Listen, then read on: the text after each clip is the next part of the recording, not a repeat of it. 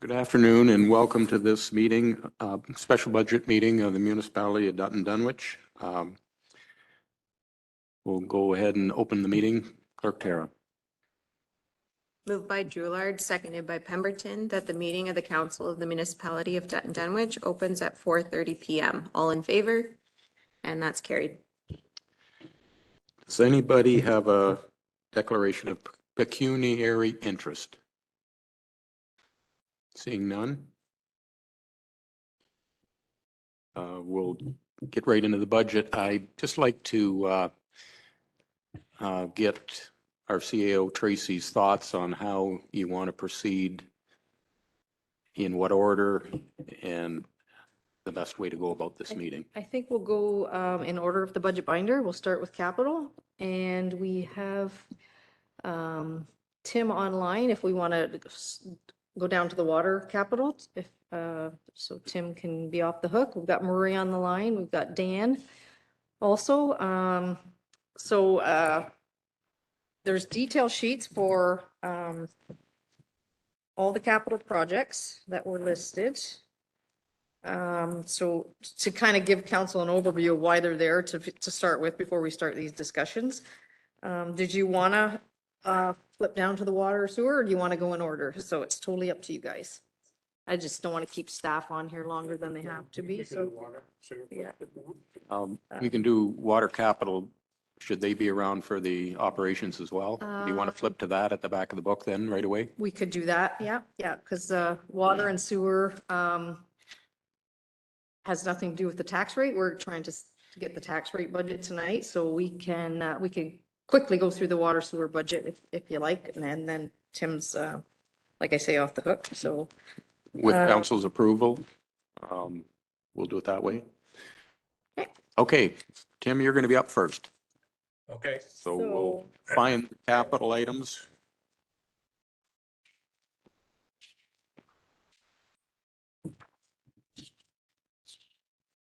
So Tim has on his capital list the remote meter upgrades, which is just a continuation. The SCADA upgrade, which is also a continuation. Fire flow testing. Would you like to speak to the fire flow testing, Tim? Yeah, I can do. I'll just go back to that SCADA though, Tracy, just to bring council up to speed. The upgrade of the SCADA, actually, I just received the final invoice today from that capital budget, which was a year ago. So that's been completed. Obviously, we have ongoing, Aramosa is our ITs for our SCADA system. So we'll have the regular work being done, but as far as the capital, that project closed today. So then for the fire flow, so I want to say it was probably approximately 15 years ago, we had an in-depth fire flow study done on our system. You hire a company called Flowmetrics, and they go around the whole municipality. We have approximately 150 hydrants, and they do an in-depth flow study test of each hydrant. Now, our department, for our annual fire hydrants maintenance, we do some flow testing annually along with our hydrant maintenance.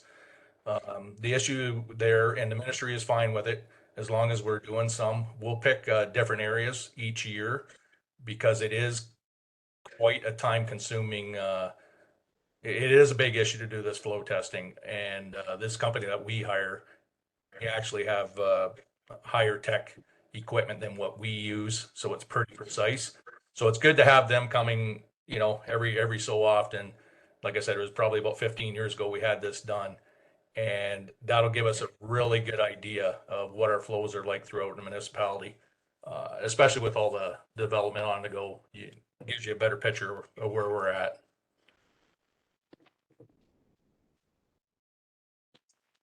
Any questions on that one from council? I got a quick one for Tim. Tim, would it be necessary we did it all at once, or could we break the fire flow down over the next couple of years? Not big money, I know, but. No, absolutely. They actually do break it down per hydrant. I don't have that in front of me. I think it's $163 per hydrant. So I see no reason why we couldn't, just tell them this year we want this many hydrants done, and then follow it up the following year if you want to do it over 2 years. I don't see an issue with that at all.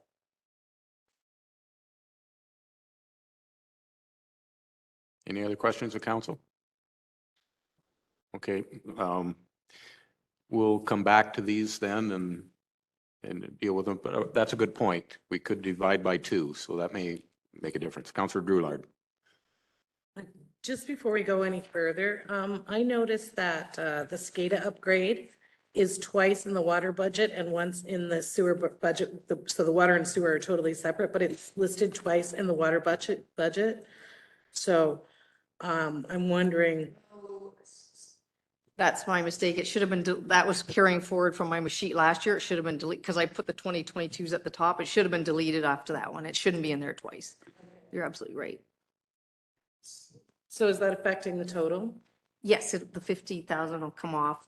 So now it'll only be 113 from the water reserve instead of what you saw as 128. So yeah, that 15 was doubled up, sorry. Okay, thank you. I Yeah, just wanted- yeah, no, I didn't even notice I hadn't deleted the bottom line yet. So, I just wanted to clarify that right Yep. before we went any further. Yeah. Thank you. mhm.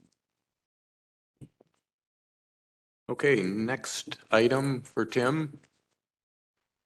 Would be his Shackleton line water line replacement, Tim? Okay, yeah, Shackleton line water main replacement. So some of you counselors will remember, this is from a couple of years ago. We had a study done by Dillon Consultants of our whole distribution system. One area in particular is the Shackleton Street, Iona area, low pressures. One thing that we got out of their study was there's a 10-inch line coming down Shackleton from Iona, and it reduces to a 6-inch and then to a 4 coming into town. They're saying part of the pressure issue, not all the issue, but a majority of the issue is that bottleneck, and it was recommended in that study to have that 4-inch replaced with a 6 coming down there. So this is part of my 5-year. I did a 5-year plan back in 2020 along with that study, and I just trying to hit all these with the development going on. I kind of prioritize each year what I think needs to be done, and this year was getting rid of that bottleneck that they mentioned. The pricing come from Spree Engineering. Questions? Councillor Drulard. Sorry, it's me again. Tracy, you'll clarify this for me. We have 215 in water reserves. And this is more for Tim, if we waited for 1 year, we could have more in reserves and perhaps rather than finance this, would it be better to try to build up the reserves? And Tim, is this going to create a big problem? Those are my 2 questions on that. Okay, you want me to go first, Tracy? No, that's a good point, Councillor Drulard. This is, again, this is part of my 5-year plan of things that we need to get accomplished over the next year or 2. Again, this goes back 2020, so I put it this year. There's nothing saying no 100%. It's not going to create an issue if it's not done this year. My look on the whole thing is this is something that we need to do before. Well, in this particular case, I'll say the potential development on Shackleton Street there, coming into town, there's potential development there. This is something I highly recommend that should be done before that gets completed. So there is a little window there, absolutely. It's not going to create an issue this year. Councillor Dreyfus. Thanks. Tim, this is an estimate from Spree. We don't know what the actual number will be. It hasn't gone to tender yet at all, so it could be higher, right? Like It absolutely could. It could be Counselor Dreifelt, but it could also be less. It just kind of gives us a budgeting price to go with. Obviously, next year the price could be down or it could be up. I did get a price, however, this quote from Spreet was from last year. I did reach out to my own supplier on material alone, and it's a little less than what Spreet had in his quote, but again, that could go up next year, who knows? Council or Deputy Mayor Loveland. Just another quick question, Tim. It takes a while to design these things. Would it be a good idea to put the engineering in this year? And then the actual rest of the construction of the project next year? That would give us some time to tender for, to get our reserves better, but also be ready to tender in early spring?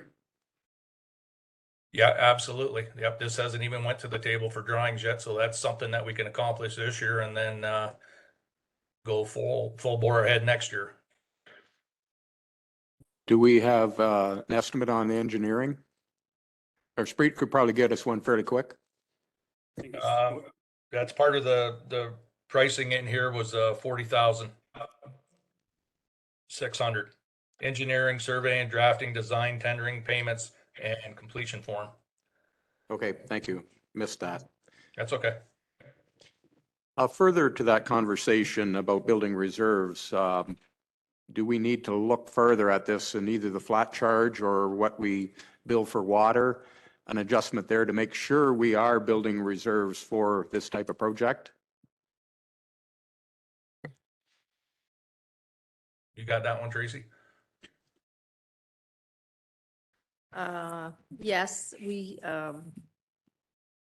probably are not building up our reserves as quickly as we should be. We did do an increase last year, a small amount. I believe we're going to do an increase this year, just a minimal amount. We don't want to like price everybody out of the water, but I would suggest, Tim and I think have discussed that maybe we need to have a real water rate study done with when the asset management plan is done, so that we know they have all the details on how far out we are from replacing everything and what we should be putting away. When you have that information, it's much easier to do a water rate study because it gives you some kind of backup to what you're telling the customers we need to collect from them. So I would suggest maybe next year when we do the capital budget, we put in a water rate study because we should be using our asset management plan at that point. Just my suggestion, because none of us are like complete experts on figuring out exactly what you should be raising and what you should be putting away. So without all the data coming together, so. How much work could it be to calculate where our water rates would have to be to, say, raise another 100,000, to set another 100,000 into reserves every year? That's not a big math problem, I wouldn't think.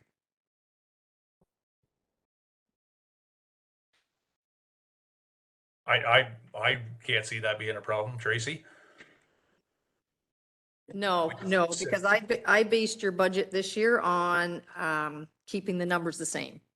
So if we raise the water rate a minimal amount to raise it enough, we can bring that back when we actually come back with the actual budget and give you that amount.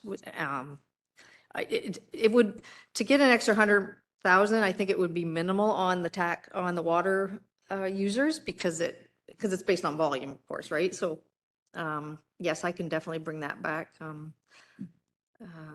I can sit with you on that too, Tracy. We can sit together and calculate something out. Yeah, I think if we're prepared for these, I don't want to debt finance something like this. If we can have the money there, then it's an easy decision. So thank you for that. Any other questions on this item? I don't see any. Okay, what else we got, Tim? So Tim, although it's not underwater, I moved it up to facilities because I'm trying to get this spreadsheet to fall in line where it should be in my assets. And Corey, I apologize. Next year I'll number them for you because we bounce around. Tim is also looking to pave his parking lot.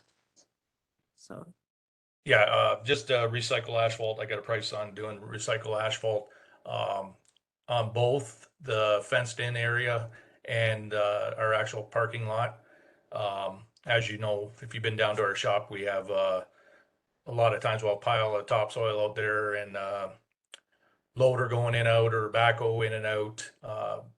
When we get into June, July, August, when it's really, really dry, the dust it's quite substantial. And as you know, I'm fairly close to the houses. I'm surprised I haven't got as many complaints uh, as I have, which isn't a lot in the past, but it's just you notice it more in the summertime how the houses are getting quite a bit of dust. And the other thing is to help with the weed control, more so the fenced in area. Um, we have our pipe and like our valving and all our infrastructure is stored in there. So tractors and backhoes and loaders go in and out of there quite a bit too. But that's where a lot of the weeds grow up. Now, I do get the summer students when they're available, when Murray can spare them, they'll go in there and knock the weeds down.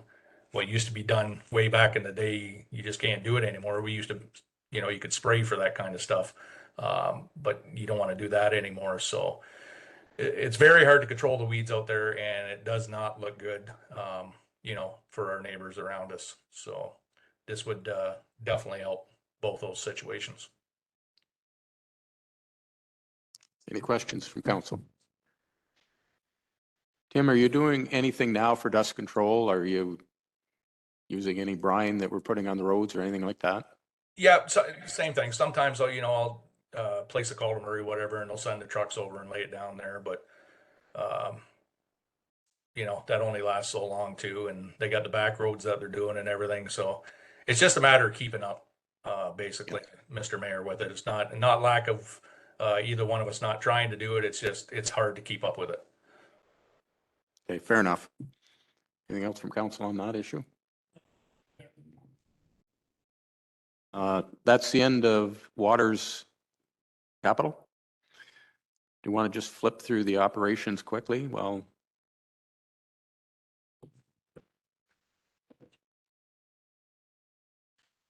Tim, are you speaking for wastewater as well tonight? No, I wasn't. I don't have the stuff in front of me. I was assuming Archie was coming, but Okay, I don't know if he got the invite. We can go through it. It's, the thing with these two budgets, we kind of stuck to where you're at. Nothing really changed for either one. We did add some staffing into water and sewer for admin work that was never being picked up in the water and sewer rate, so that changed a little bit. Other than that, we kind of stuck to where your historical. I don't know if there's anything you want to speak to on your operating, Tim, so. Just the same as with the water, the contracted services, more so for the Aramosa, doing the SCADA system. There's a little bit more added in there for both departments.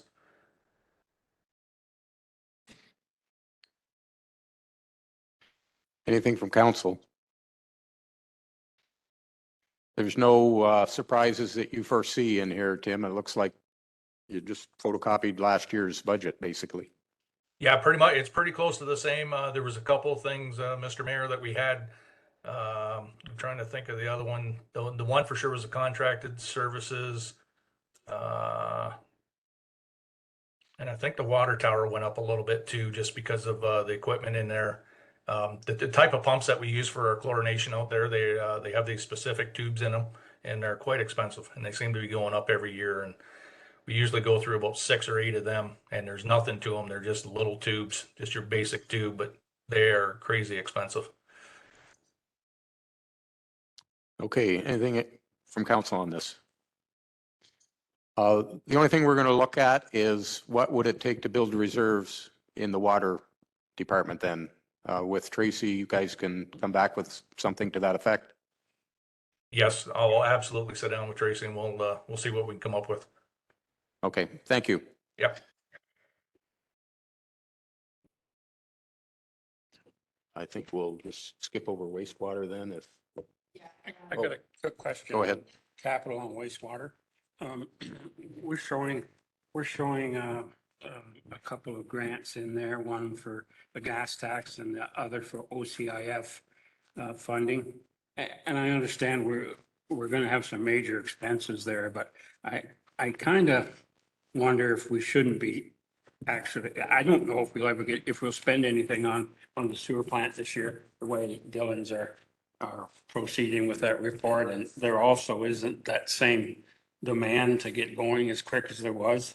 I just wonder if it wouldn't be advisable to move some of that back up to roads and get some work done instead of putting in there.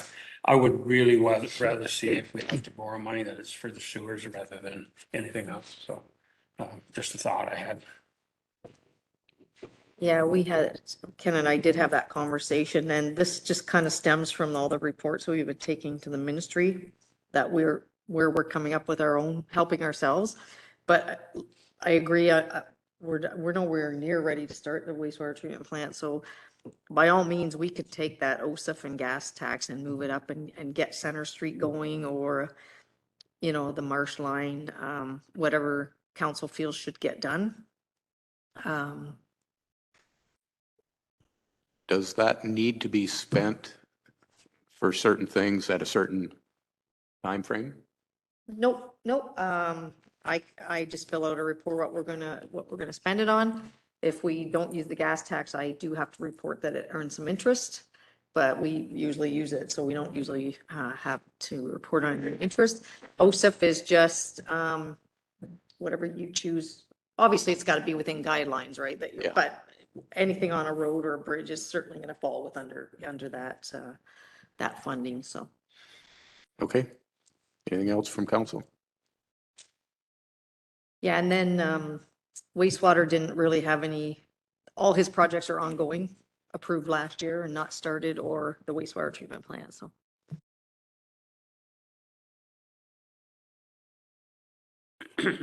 Another question. I see last year we had a capacity charge in our actual of 270,000. I don't see anything in this year's budget unless it's hidden somewhere. Oh, sorry. That is the extra we collect for every new house. So it gets put in the operating and then moved to the reserve. So it's not a budgeted item because we don't know how many are going to connect. So that's that sewer connection charge that council approved. Yeah, so, yeah.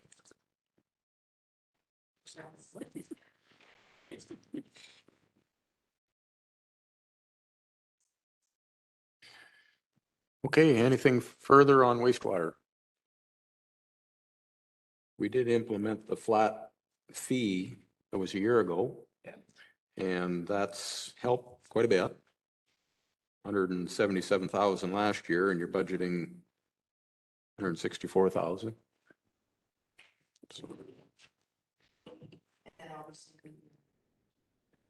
Yeah.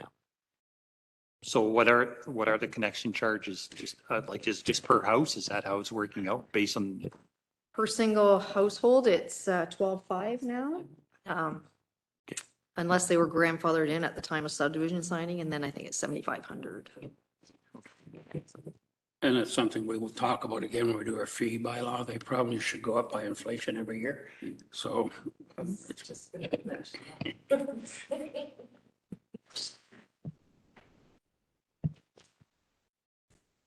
Okay. Where do you want to go now?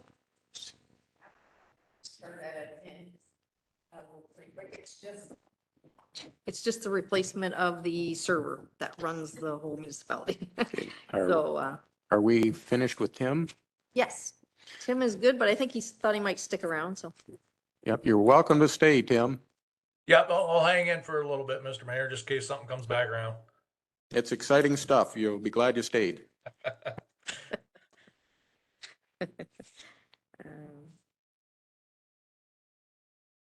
So this server was set to be replaced during COVID and right when Cecil was leaving. So it's kind of, it's just there and I think it needs to be done. So this came from Dan, our new IT guys.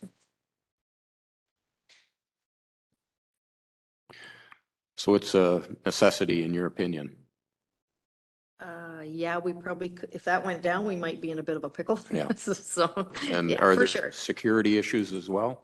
No, I don't think so. It has nothing to do with that. It's just the age of it and of course, this equipment wears down and. Yeah. uh, Yeah. And they're no longer supporting it and the warranty's up. Well, so it comes with a 3-year warranty and most people do the 2-year extension, which we've done.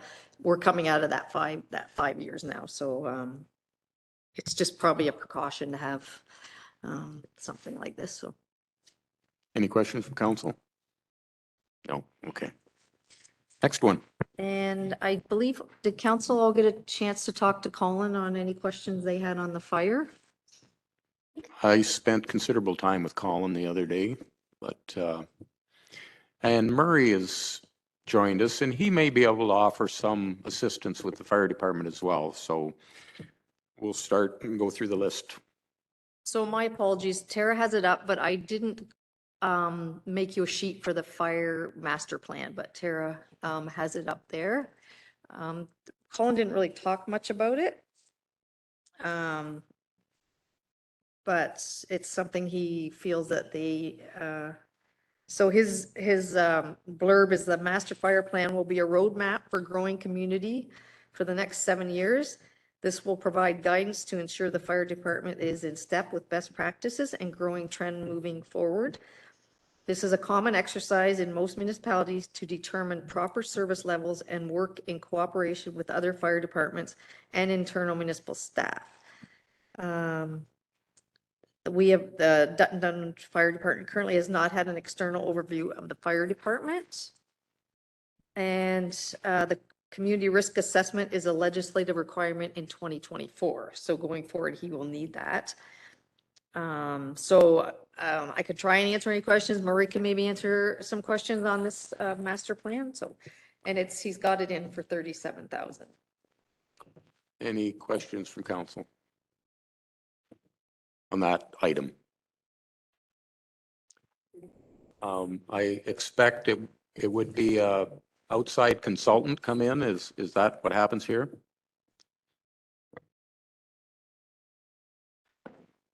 Just one quick question.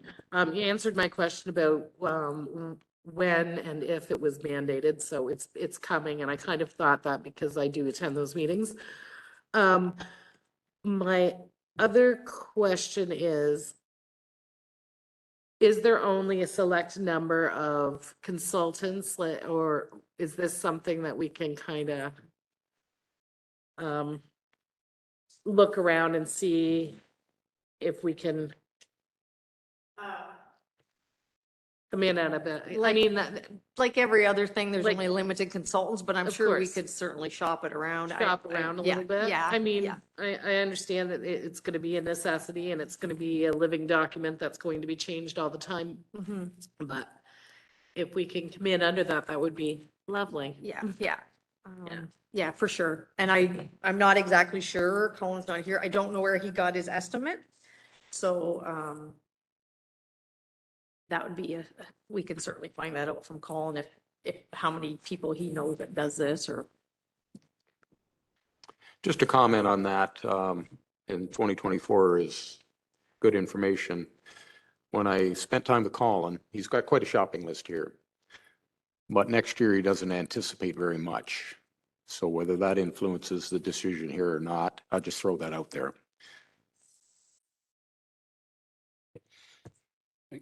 I Go guess I ahead. wouldn't be opposed to even putting that off till next year if we don't require it to then. This is a tough budget we're looking at, and I don't, I think we have to make a few cuts, and if that's one of them, I can live with that if it doesn't need to be done till next year. Any other comments, council?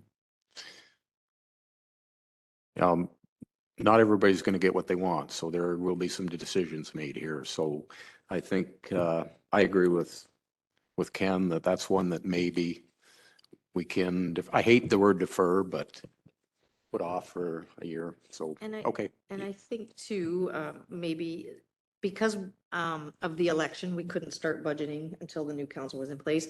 I would like to see the capital budget go next year in maybe October pre-approved, obviously, and so that, you know, the staff can go out, start getting quotes at, you know, to start in the new year, maybe get better quotes because people are more hungry at the end of the year. So, you know, maybe stuff like this that we defer can come around and we can get better pricing at the end of the year. So that's something council can keep in the back of their mind, so. Okay. On to the next.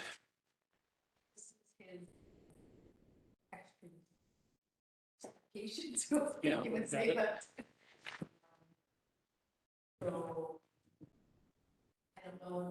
Murray, do you have anything to say about these tools or? These are battery cordless tools. We currently have kind of a mix between hydraulic powered and battery powered. These were, I hate to say the word used, they were demonstrators, so minimal usage, but quite a cost savings to purchase them. My understanding, Murray, they're about half the price.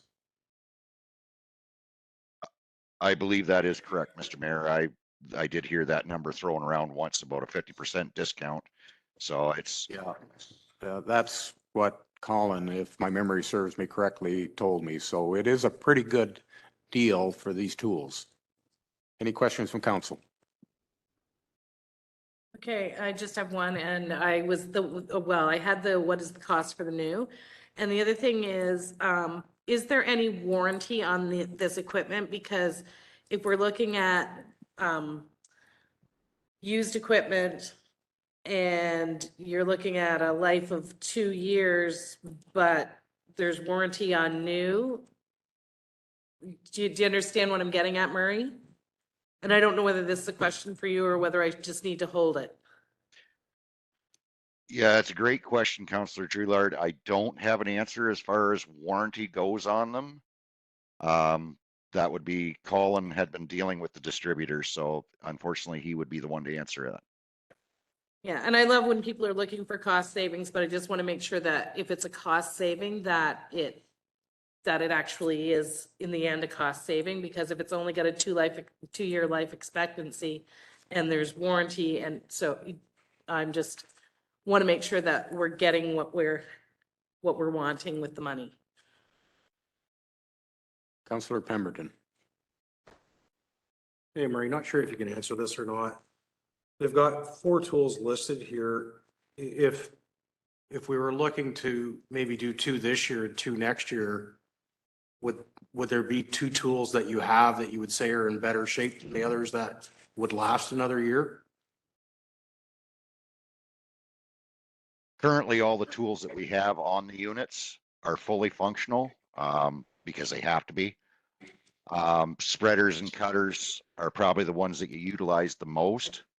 I believe the pricing on this, if I remember correctly, and I could be wrong, so you can't hold me on this, but I believe it was a package deal that they had this group of tools because they've taken these out of service as being demonstrators because there's, the newest and best coming on. So I believe it was a package deal for the whole package. Okay, thanks, Murray. Councillor Dreyfus. A couple questions here. I know just noted is the cost recovery on them.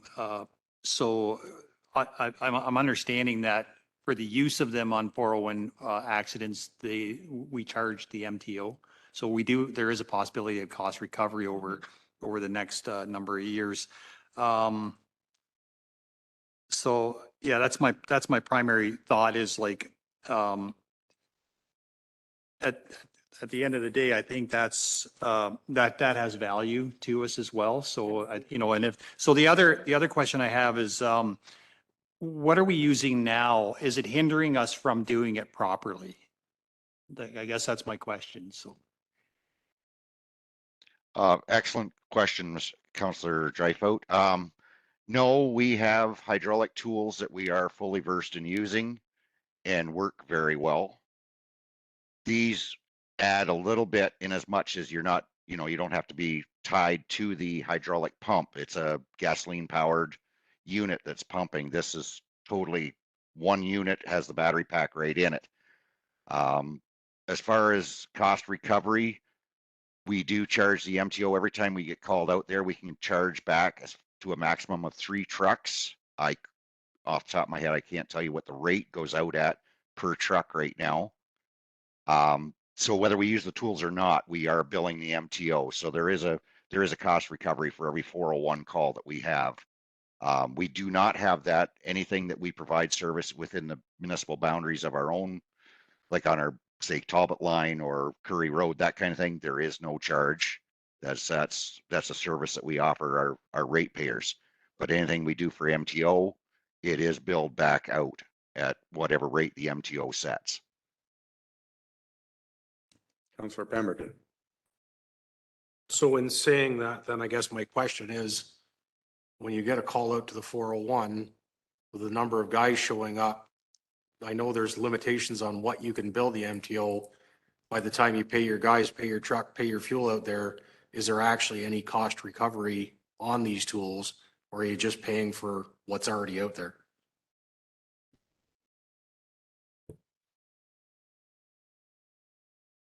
The MTO pays per truck.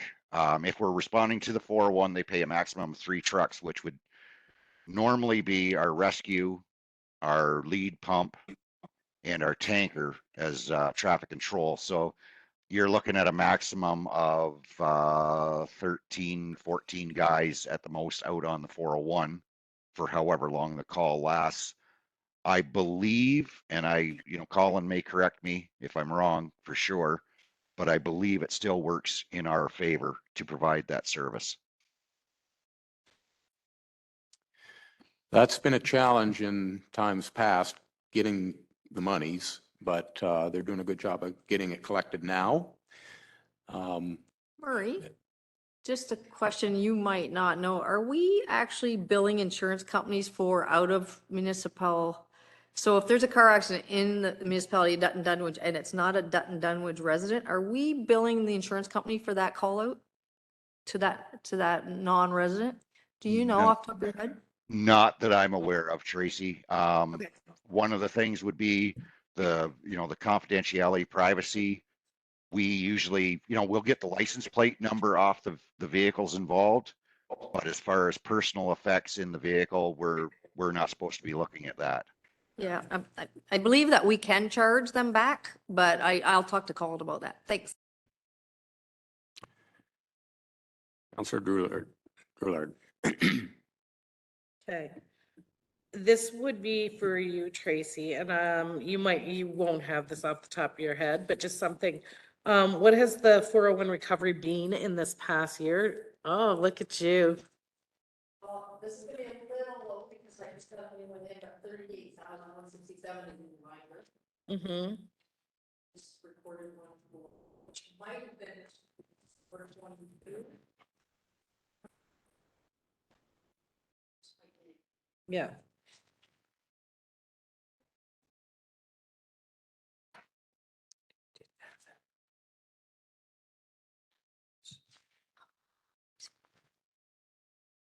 Thought my mouth was Right there, yeah. So it's that plus whatever was after that, to the end of the year. So I just added another 56,000 to that, so, or 5,600, sorry. Duh. Yeah, sorry, no. Okay.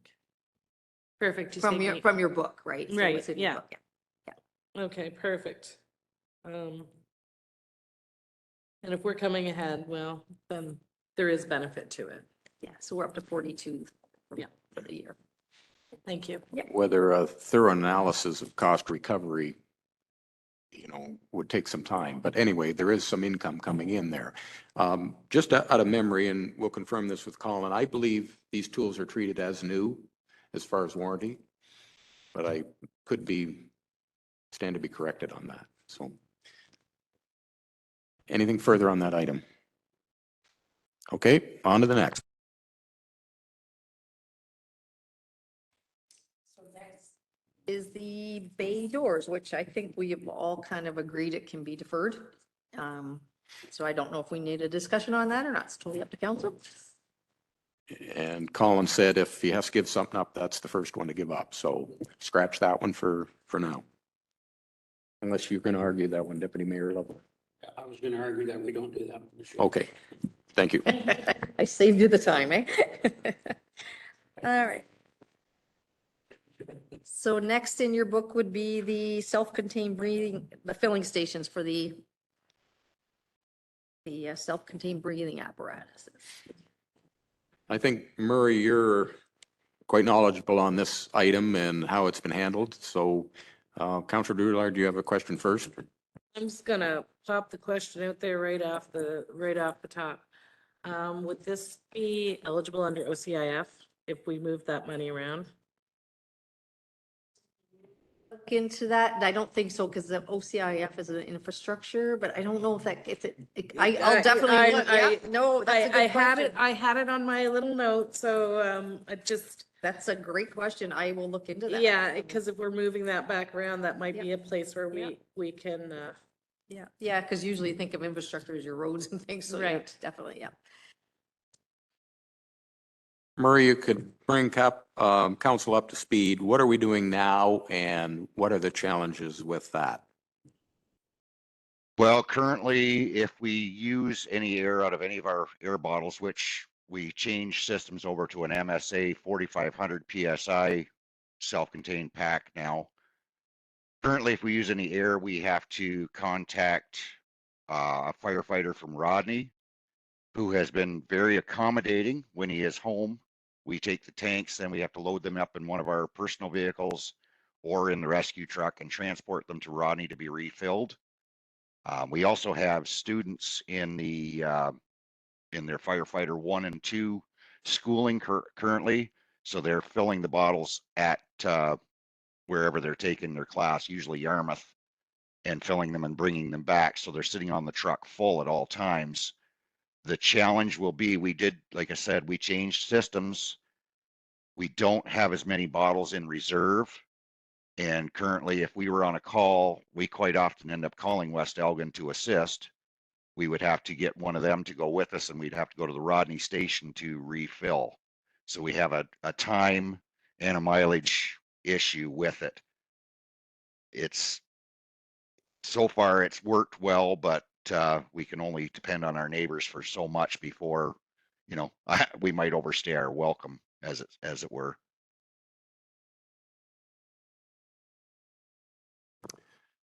Councillor Drouillard.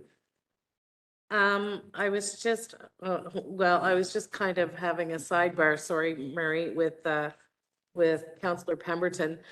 And I'm wondering if there's a potential to strike an agreement with maybe our neighbors that have them, because I believe Southwold may have one as well, and strike some sort of agreement with them. I don't, for sharing, and that would come at a fee with us if this is an item that we can't see our way to at this time. It's just food for thought. Any comment on that, Murray? Yeah, no, that's a very valid point, Councillor Drouillard. I don't know off the top of my head what system Southwold is using currently. We changed to MSA. Southwold, I believe, might be Scott still. I'm not 100% sure, and I don't know what pressure they run at now, whether they still use the 2216 or if they've moved to the 4500 as well. That's where the problem with us lays. Even our old compressor was supposed to be able to go to 4500, but with its age, it won't do it. It failed us. Again, though, even if we were using Southold or Rodney, West Lorne, we can't go to. They can't fill us. Again, you're looking at time and mileage to get bottles refilled if we were, for say, in a situation where we had a lot of firefighters on air going through a lot of air. This is one we knew was coming when we authorized the new breathing apparatus a year ago. It was suggested that they use the neighbors to fill the tanks at the time. So this is no surprise that this is before us. I think it's important, but is there any other questions from council on that particular item? I see none. And the old equipment is basically worthless. Murray, you concur? I don't know if I'd call it worthless. There's a lot of usable parts on it. The compressor part itself has failed, but there is still a lot of valuable parts on it, especially if, you know, a department is maybe more so in the north that still use the 2216s. I would think that a good first step would be maybe, you know, if we did replace it, to put it on gov deals and see if we could do a cost recovery. We've had good luck selling used equipment in the past that way, and it'd be definitely worth a shot. I wouldn't call it junk by any means. Okay. Thank you. If council can look at their first page, that's the reserves. There is a reserve, there is some money with one investment that Joe set up. It was a donation that we received from somebody. We got it for the Recreation Medical Center and Fire. We could pull that money, like there's 68,600 at the end of 2022 in that one investment. If council wanted to look at that for this purchase, just a thought. Yeah, I remember that happening, but I don't remember the details of it right now. I don't either. I had to go looking into it. It was like 60,000 to each one, Yeah. or 50,000 or something. It was, I believe that came from a family, but they did not want to be identified. If I'm correct on that, they wanted to keep themselves anonymous, so that's why we don't know the details. Is that correct, Tara? Yeah, that's what I thought. okay, good point. Let's keep chugging along. Thanks. There is the pumper tanker, which always scares every council. I spent quite a bit of time on this one with Colin. And we don't have to make a decision. I think this is big enough that everybody needs to hear from Colin on this one. And we still have an opportunity to do that, but he has spent a lot of time looking at the fire hall, and that's part of the equation here. It's what can we fit in our fire hall? So, and Murray, I'll ask for your comments as well. It may not be exactly what firefighters want, but it's maybe the best alternative with the restrictions we have at this time. And it's also, we're looking at, we don't have to do a lot of money in this year. The bill would come due next year, but we still got to pay the bill. So is there any questions of council on this item? And the reason it's on this year is because it's at least an 18-month turnaround. So it's basically to get the approval so that you can get the order in, and then you have to pay for the chassis for them to actually start the order. So Is the $140,000, is that correct on the chassis? Is that the number? That's the number I had anyway. That we'd have to come up with right now. Yes. Anyway, that's the background on it. So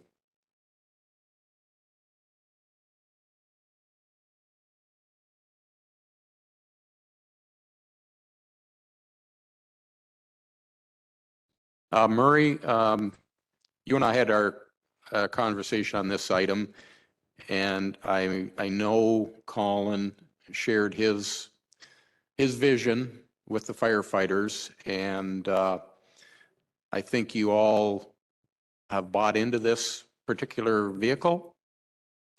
Is that fair? Well, I mean, it's a chief's decision, and by all means, we respect his decisions. That's why he's chief.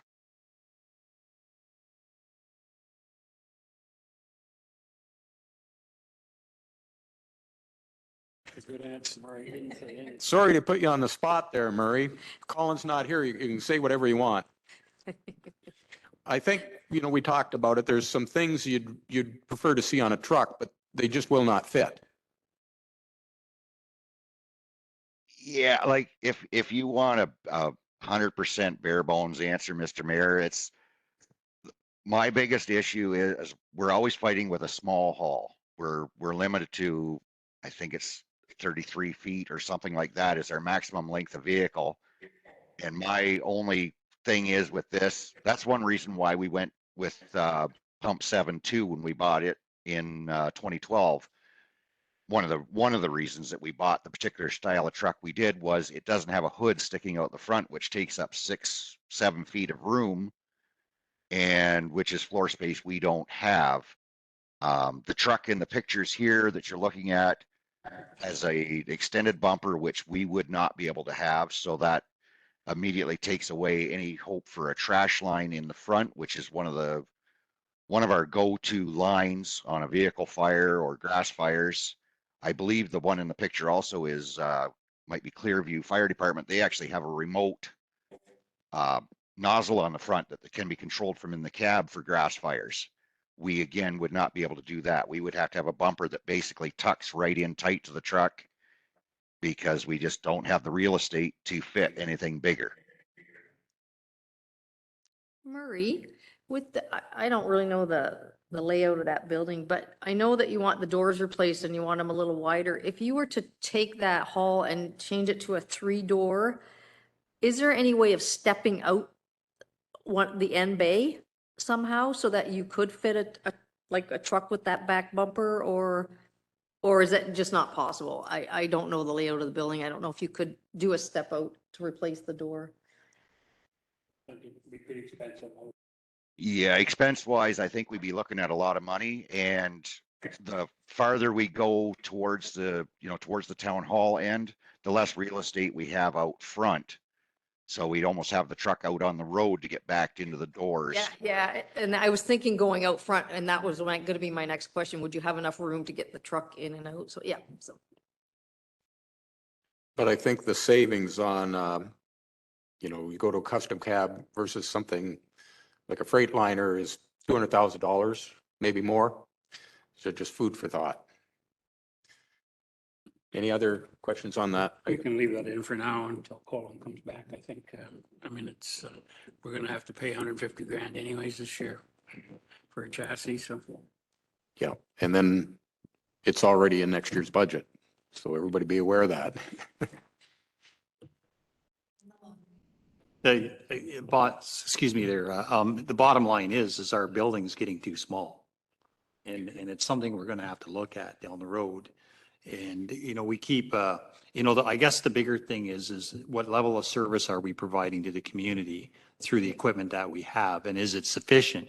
So if it's not sufficient, then we need to look at it. If we feel like in 5 years where it's not going to be sufficient, then we have another problem, right? So I think the reality of it is we're going to have to look at another building at some point in time anyway. So, and I think that's what the fire master plan would show council, how far out they are to needing more firemen for the population, and which will of course mean more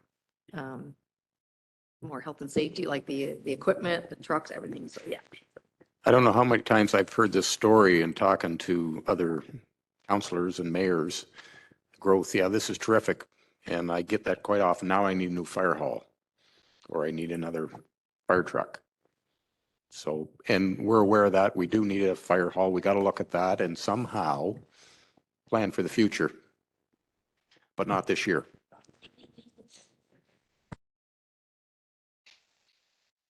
I think on this one, we need to get the exact amount for the 23 budget that we'd have to put out for this truck for council's consideration, and then what's coming due. There's always something coming due.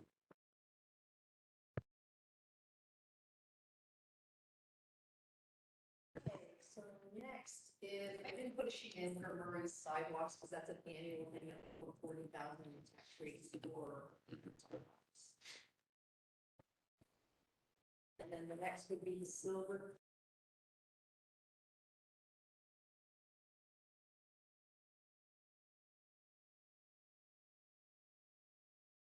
But I never heard back from Dylan who have the book because they were doing our asset management. So I just know Murray and I looked at it and it was in that 2020 bridge assessment.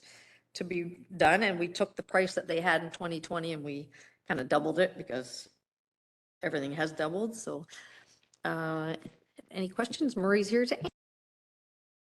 Counselor Drouillard.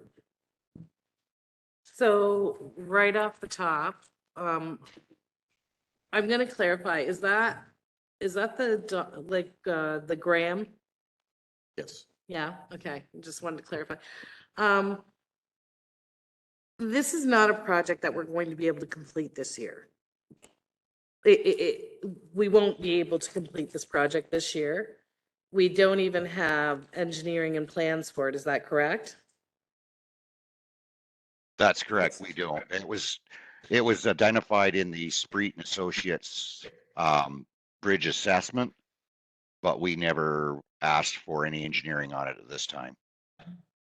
So this would be a good one to maybe approve the engineering for 2023 and do the project in 2024, maybe? If you consider it, that's something you want to get done, so.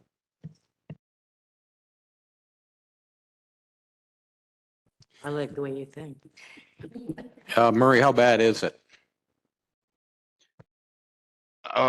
We've dropped a grader into it, Mr. Mayor, at times. We have done a lot of work to it over the years to try to keep it going. Last year, I believe it was last year in about June, we dumped about 8 cubic yards of concrete into it to help strengthen it up. It doesn't appear to have gotten any worse since then. Definitely hasn't gotten any better. And it is a narrow bridge. It was much narrower when it was constructed. It's ended up, it had extensions put on it, which is partially the problem we're having now. Is when the extensions were put on, they were not tied in to the existing structure. So they're the wing walls are starting to spread on it. Could we get another year out of it? I don't foresee why we couldn't, especially where we run into trouble is when we get those 5-inch rains coming down through there. If we avoid those, I'm sure it's more than serviceable. Any other questions from council on that? Quick question to Tracy. With the engineering, we could use gas tax for that, for engineering that. I would think so. I could put, when I do my reporting annually, I could say it was the project and this is what we spent this year and this is what we're gonna spend. Yeah, so certainly, yeah. Could that go either gas tax or maybe? Oh, so either one. Yeah, we could use it. Yeah, for sure. Yeah. Any other questions? We can't keep kicking the ball down the road. You know, that doesn't save you any money in the But- long run, so. I'm a firm believer in having projects like this shelf ready. So we should be getting engineering done on a lot of this stuff because even when a grant comes out, if you're not shovel ready, you can't do it. So it's a good thing to, when this stuff is identified, to get the engineering studies done and you're ready to go. So I think it makes sense to, if Murray feels that this is probably in need of being done, then we need to get the engineering done so that, and then next year go with it. So. Spreet could probably give you an estimate pretty quick on this one. Yeah. Okay, thank you.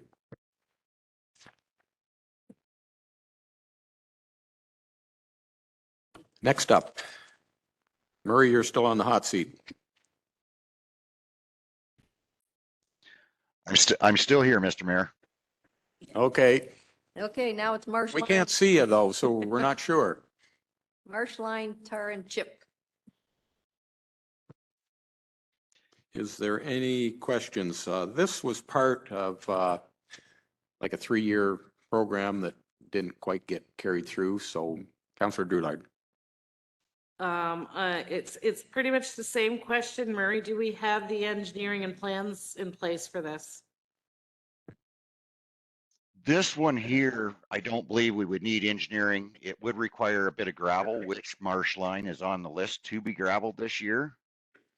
We had done a lot of work to Marsh Line, a multitude of years ago now, which with all new cross drainage, it would require a bit of ditching, which I believe we could probably, with a bit of surveying, we could accomplish ourselves. So engineering would not be required on this. It's strictly a tar and chip, double lift tar and chip surface between Coyne Road and Dunborough Road.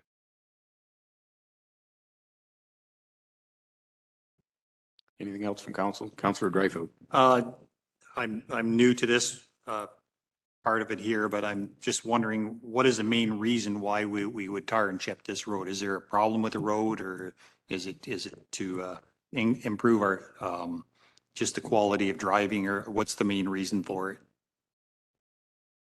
This road does see a lot of bus traffic and a lot of vehicular traffic.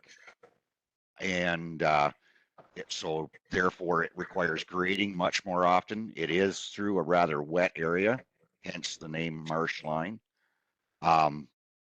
This would make it also a hard surfaced road from, I believe West Elgin is at Kerr Road, I believe, with tar and chip now on Marsh Line. So it'd be a hard surfaced road all the way across, and that's where it's been noticeable. We've picked up a lot more traffic coming from the West Lorne direction right through that area. And with the gravel section, our maintenance costs for the road grader have increased immensely.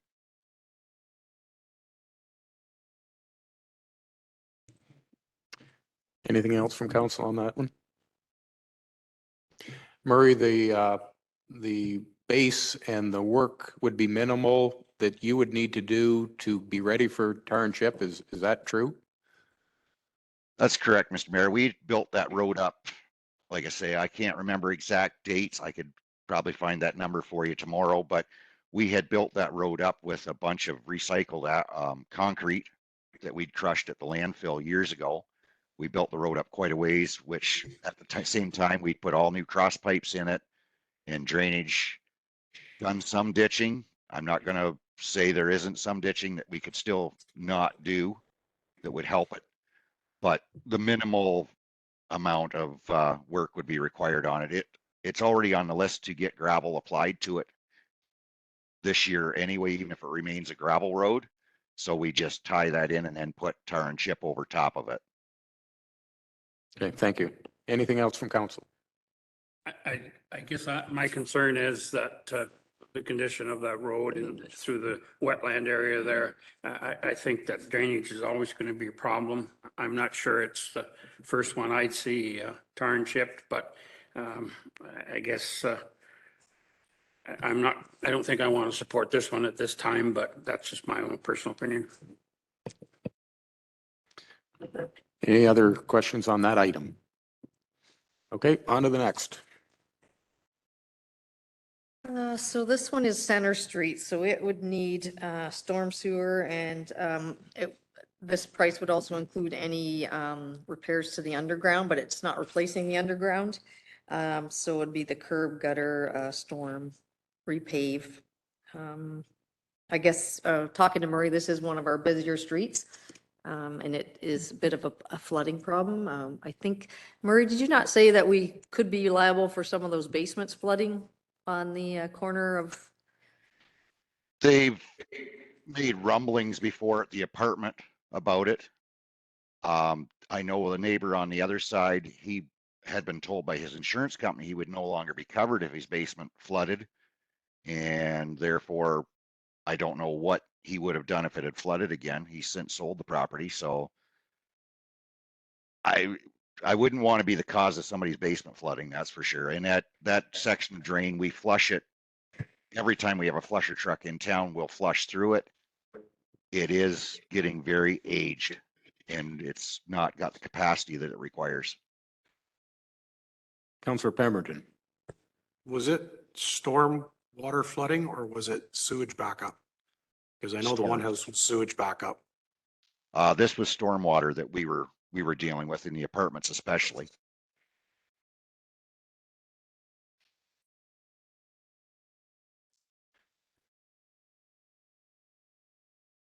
Just jump in for a minute, Yep, kind of help answer Corey's question. I think there was a house on that street that did have some backup on the sewers. They didn't have a backflow valve into their house. But I think once we've changed we don't have the flow from the service centers going down there now.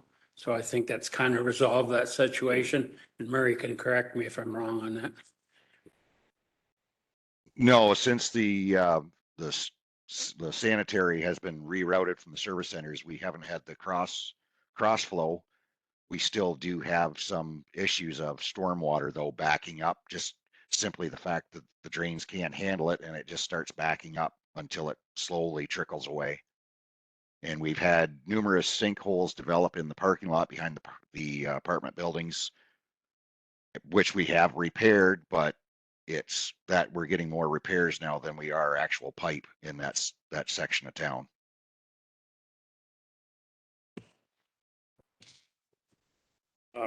Jump in again. I guess I'm looking at that street and it's going to need engineering. We've talked about this before. Maybe we need to get it done. The one thing we used to always do years ago is we used to flush 1/3 of the sewers in town every year and camera them just to make sure they were good. And I would certainly, if we're going to design this even this year, I really think we need to do that. First off is to get the sewer lines flushed and cambered to make sure they're good, because none of us want to spend all this money for rebuilding a street and then have to dig it up next year and fix its sewer. So that's something I think if we're going to even design it, we can do that ahead of time. And I guess the other issue is it appears we're going to lose the grocery store there and it's going to move out to the edge of town.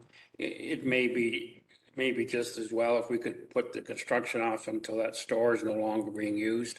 It would kind of, it's going to get picked up by something else eventually, but it's kind of busy around there right now. So I think if we could postpone it a bit, it would be a good idea. Anything further? Councillor Drouillard. I just want to be clear that I understood. So you're suggesting engineering and plans similar to what we suggested for. So just as some more information, the 1.5 came from John Spreet. Yeah. And so he, in his quote, one sec.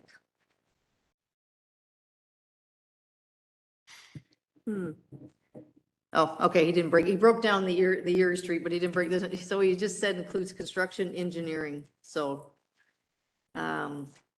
I think this is probably another one that maybe we need to get shovel ready and go from there. You okay, Murray, with that? I work for council. It's, I know that's a lot of money, so your decision, I will abide by, no problem. We can, hopefully You're maybe we'll being get a- this year without. You're being very politically correct, Murray.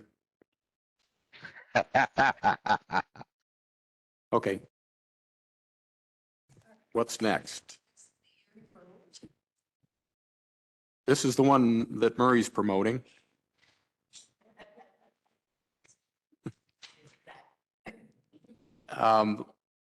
If I may, let me speak to this one. So I'm the one that put it on the list. And I do feel it's important. Dutton Dunwich has had lake access for 200 years. It's really the only public access this municipality has. Erosion is a problem. That's why we're where we are with the road closed down. I went down again this week. I'm there quite often. There is a beach now, so there is beach access, but in reflection on this one, and it's more than I want to spend at this time, I'm proposing, and I've reached out to the Trans-Canada Trail Committee. My proposal right now, if they would, because the Trans-Canada Trail goes right by on Lakeview Line, is we make it a walking trail, a safe walking trail at this point in time, and still prevent vehicle traffic because we can't sustain it down there. And maybe down the road, we can do something with it, but until it's cyclical. The lake comes up, the lake goes down.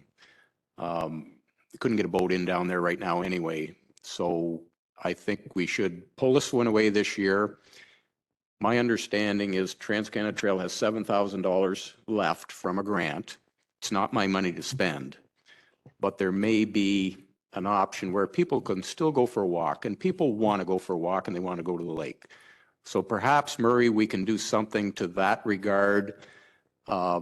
wouldn't take a lot to make it safe to walk down there. So that's my suggestion on this item. And I invite any comments on it. I do think it's an important asset that we have, lake access. Councillor Dreyfus. Yeah, I support, I'm concerned that $30,000 isn't going to be enough to do what you want to do. And I'm supportive of the whole concept. One of the first things that in working on the Economic Development Committee, from outside sources, they're surprised we don't have any lake access for our community to even enjoy. And where, you know, it's a big part of our community and has been, like you said, for 200 years. So my concern is it's not enough. There's not enough money. It has to be done right if you're going to do it. And I think we probably need to enter into some sort of agreements with the landowners where we can have some parking down there. I'm not sure exactly how that works, but that would be my concern. But I'm all in favor of trying to figure out how we can do this. So. Any other questions? Murray, comments? I believe we have a good working relationship with the Trans-Canada Trail, Mr. Mayor, so I'd be more than willing to work with them. Whatever we have available, we definitely try to help. And I think that'd be probably our best option, at least right now, till we kind of get a handle on what Mother Nature is going to do to us over the next few years.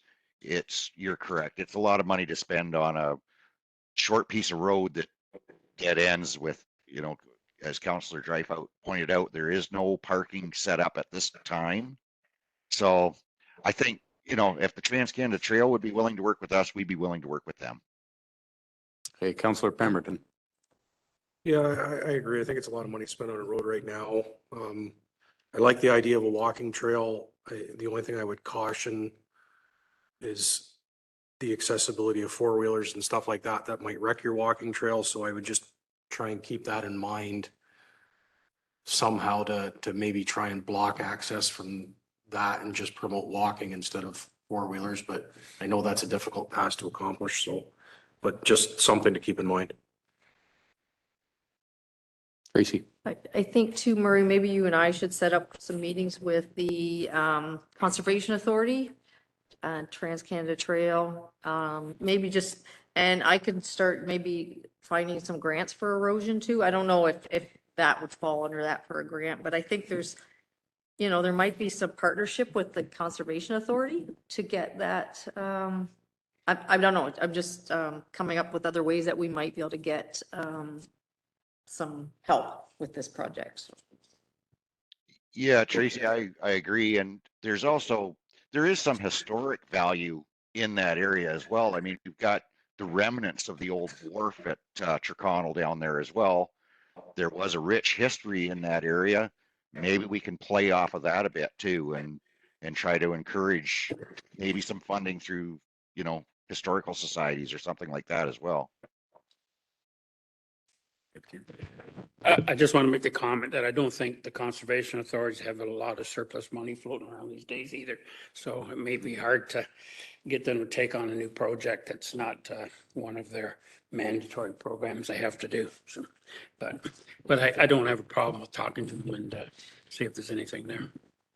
The conservation authorities, I've had that conversation with them already, and the conversation I had with them was we were going to rebuild that road. We were going to get lake access again. And they said, well, it's your road allowance, do what you want. So we can do what we want to do down there or what we need to do. And for sure for a walking trail. I happen to know the landowners quite well.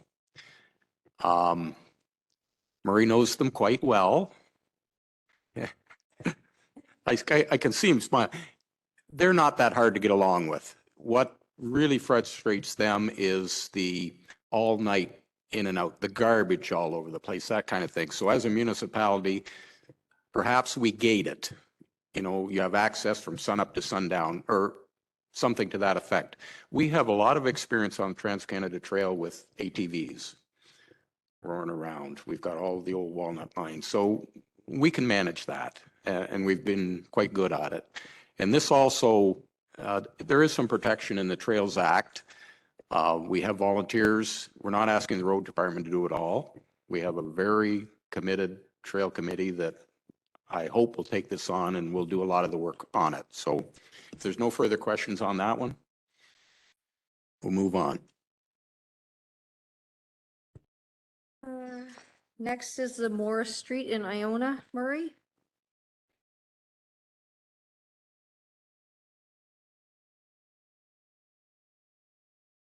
Anybody have any questions on that one for Murray? Yeah, I have a comment on that. I took a drive through there. It really needs to have some work done. There's no two ways around that. I think all the houses are built on that section. I don't support putting curb and gutter on it, though. There's no other curb and gutter in Iona. I think if we would do that, we would open up ourselves to a lot more requests somewhere else. I would support, however, doing a double coat of tar and chip on it. I think the base is fine there. It's been tore up by all the cement trucks and construction going in there. But I just can't see us putting curbs and gutters on that short piece. What is the street now, Murray? It's supposed to be tar and chip, but as Ken mentioned, with all the construction traffic, it's kind of a mix of gravel and tar and chip at this point in time. Any further questions? Councillor Dreyfus. Concern is the subdivision is not full yet, so I'm concerned that if we tar and chip it, we're going to run into the same problem a year from now or whenever it gets finished. So that would be my caution. So I don't think there's any lots left to build on there, Murray. Am I correct in saying that? I believe so, Deputy Mayor. I believe it's all filled in now. That's why I put it to the budget process this year. It was finally completed in construction. It's been a long time coming, but it's finally there. Any idea, Murray, what 2 coats of tar and chip would be on that? And that's a project we might be able to use for the gas tax? Last I heard, a double coat tar and chip was about $10 a square meter, 7-meter wide, and that road is off the top of my head, I can't remember, but I think it's in the 900-meter range of length. Maybe it's less than that. Might only be 500. I'd have to do the math. That's beyond me at this point in time tonight. 300 meters. 300 meters, how much is that, Murray, to tar and chip it? 20, well, at $10 a square meter, 21,000. It would require some gravel underneath it, but yeah, it would probably be 50,000 would possibly catch it. We'd have to maybe do a little bit of work drainage wise just to channel water. That's where the curb was going to help channel the water, keep it on our property. But that's the last I'd heard anyway. It was $10 a square meter and then a 7-meter wide. So Yeah, I think the drainage is pretty good there. It's all designed to take the water into catch basins that are off the side of the road. So I don't see a big problem with a little surface water running into that. So you think we should probably put 60,000 in if we're going to do that to be safe? Or is that enough? off the top of my head, I'm not sure. All 300 meters, say 200 tons of gravel, for instance, at I think $23 a ton now. So that's 4,600. Another 7 times 3, 2,100, 21,000 in tar and chip, and then time and equipment. 60, if we put say 75 in and I came in under budget, I'd probably look better than putting 60 in and coming in over budget. Okay.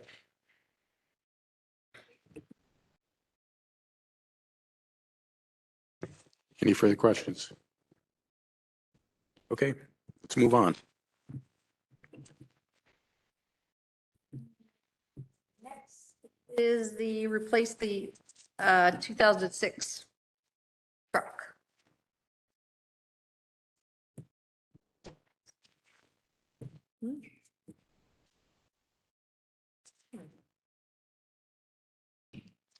First in this one.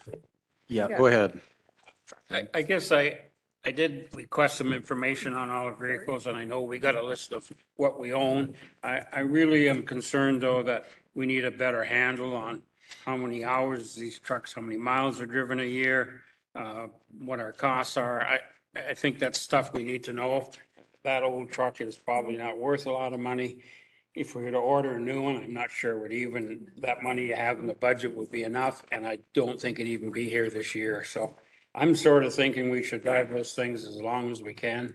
Don't want to see us driving junk around. It's got to be safe, I know, but I just, it's one of the things we've heard every time we go out campaigning is, and I didn't have to do it this year, but we got too many pickups on the road. So I need some justification in my mind before I can agree to replace either truck. Murray, just be clear, this is the red truck with the toolbox on it that you're replacing. The one on the screen here is, would be the replacement for the Parks and Rec truck, actually. Oh, okay. I'm Um, on the wrong one. there's one that's a 2006 and one's a 2009, so I'm not sure which We're talking information. about Murray, we're talking about the 2006. It's not on the screen right now. Sorry. Oh, okay. So the 2006 is our Ford F-350 tool truck or service truck. It's the one that has the big red toolbox that basically it goes out for tile repairs, sign repairs, wood crew. It doesn't put a lot of miles on. It does a lot of sitting on the roadside at the job sites. The biggest issue it's got is it's going to need suspension work. It does require some body work. And the diesel engine has been problematic in it, to the point of 60, I believe it was 60,000. I had just an over the phone quote from our Chev dealer who supplied us with the last one. That's what he told me a bare bones 3,500 Chev with a gas engine would cost.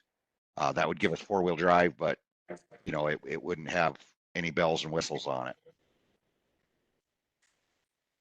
So that would be replacing the 2006 Ford. It has 200 and I can't remember off the top, 275,000 K on it, something like that.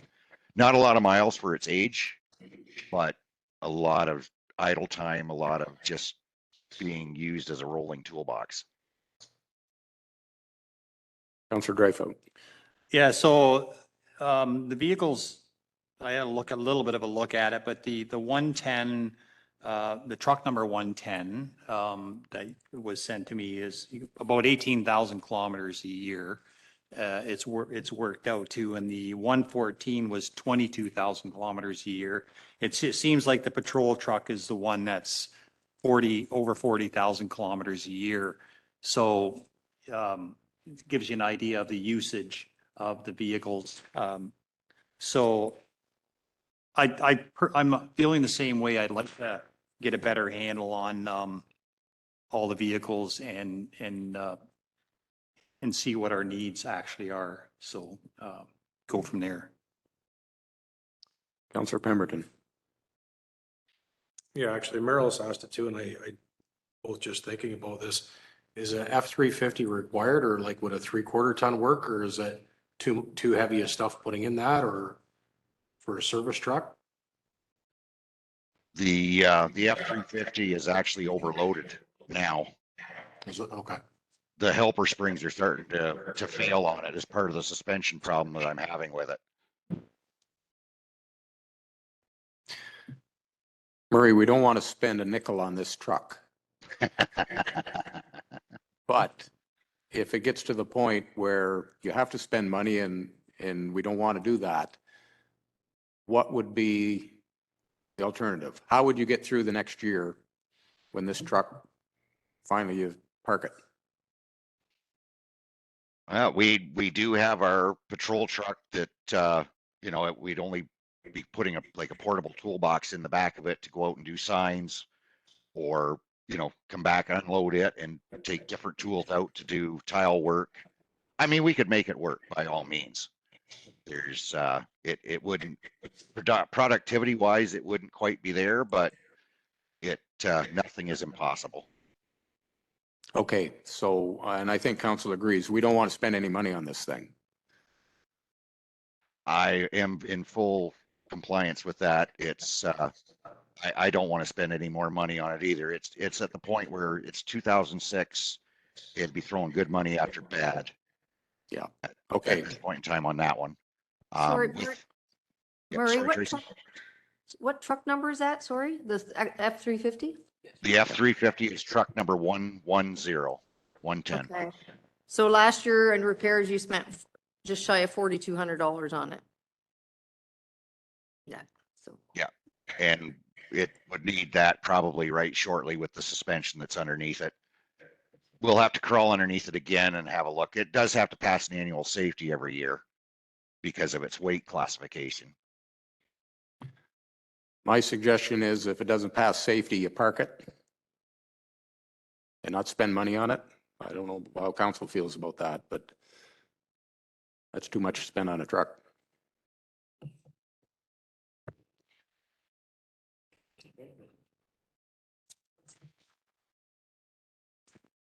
Excuse me, I just want to make one comment. I'm going to go back to the comment that Deputy Mayor Loveland made.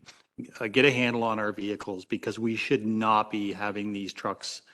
I don't know of a place that has their vehicles past 6 years. They're turning them over, they're doing leases. It's a fixed cost for our municipality.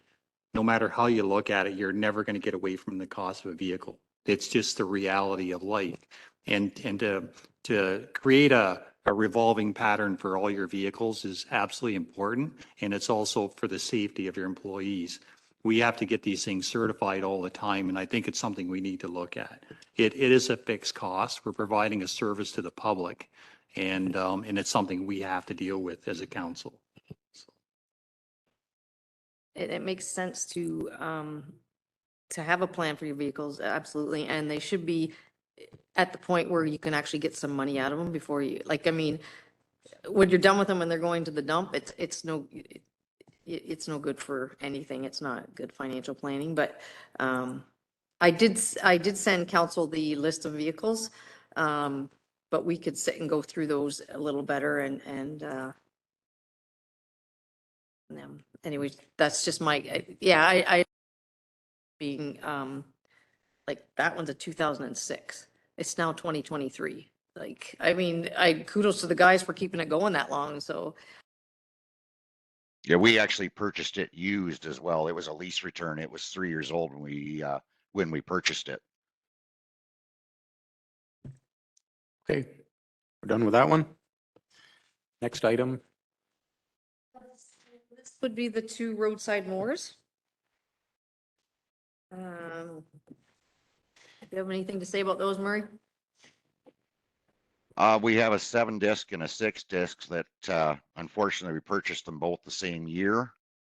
So they have both are at the point where they either need a lot of rebuilding or replacement. It was unfortunate that they both failed us years ago at the same time. Questions for council, Councillor Doulard. Murray, you say you've got the 2 there. Is it possible to make one workable? And my idea was buy a new and make one, if you could possibly make one workable so that we could look at another one in another year.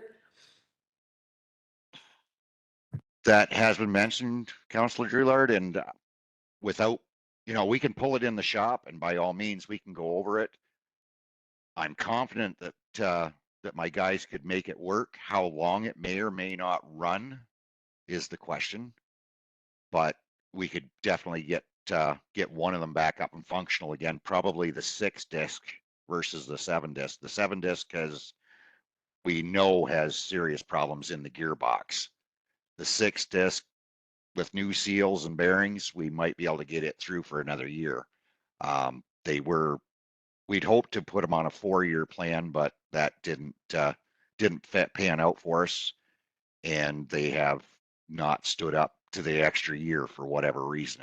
They do a lot of mowing in the course of a year, and it's not easy mowing by any means. That bouncing in the ditches is hard on them.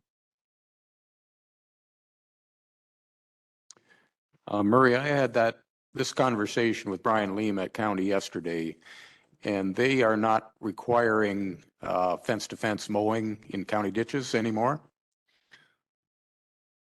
They've backed off of it. They've allowed us to use some chemical control, but even with they do require a double pass, which is just for safety. That gives the motoring public that extra few seconds to see a deer coming up out of the ditch. And at the intersections, we widen it right back out as far as we physically can without getting the tractors in a problem. But the double pass, even they're still, the ditches are far from smooth, and you've got to, to get anything done in a day, you're moving along at a pretty good clip. The mowers do tend to bounce quite a bit. And it's just, it'd be one thing if they were out in a nice smooth hayfield, but unfortunately that's not the situation that we're running in. Yeah, I don't know whether you were still there, but I had that conversation with Ryan. I said, if we didn't have county roads, would we need two mowers? Fast answer, no, as long as counselors were patient with us and could explain to the ratepayers that we weren't, getting around to all the roads. I mean, last year the one broke down and we soldiered on with the one and got around everything. It just takes a little bit longer to get around everything, that's all. And my second part to that is, and I can't open this can of worms now, does our road maintenance agreement, does it cover the capital that we're investing in looking after county roads? My honest opinion would be no. It doesn't cover the capital expenses. It may somewhat cover the operating expenses, but we do have the outlay of capital to get the equipment to do it properly. Okay. There was exception taken to that comment that I made at the county. I Do that bet. as it may. That's okay. I'm worried about Dutton Dunwich. When we sat with the consultants, I was in on that, and I just brought up a lot of stuff that I Yeah. don't think the county took into consideration, that it's my staff that are now out on those roads, county roads, and the snow plows. I have to have extra equipment that they don't take into consideration, the insurance we have to pay. None of that stuff is taken into consideration in that road maintenance agreement, and it's still not, even though they just redid it, so. That's It's another still in process. story. Yeah. And that's still undergoing revision, the road maintenance agreement? As we just had a road supervisors meeting today, actually, and we brought our own, the county was not involved. We had our own ideas again to bring back to county, but basically we've been doing this now back and forth for, well, over a month. When we did it last time, it was just before Christmas, and suddenly the county canceled the meeting about the road maintenance agreement. Apparently somebody was sick, and they've rescheduled for the future, but they're unbending. They just sent us back the road maintenance agreement and basically took all our concerns and said that there be no revisions to the RMA at this time. Okay, that's another issue, but I just want to put that out there. I did have a conversation with Brian Leam on this very item. And I told him that we didn't need two if we weren't doing county roads. Not much of a response. No, I can only imagine. Okay, any other questions on that item? Moving on. So this is another pickup truck. So this is so this would be replace the 2009.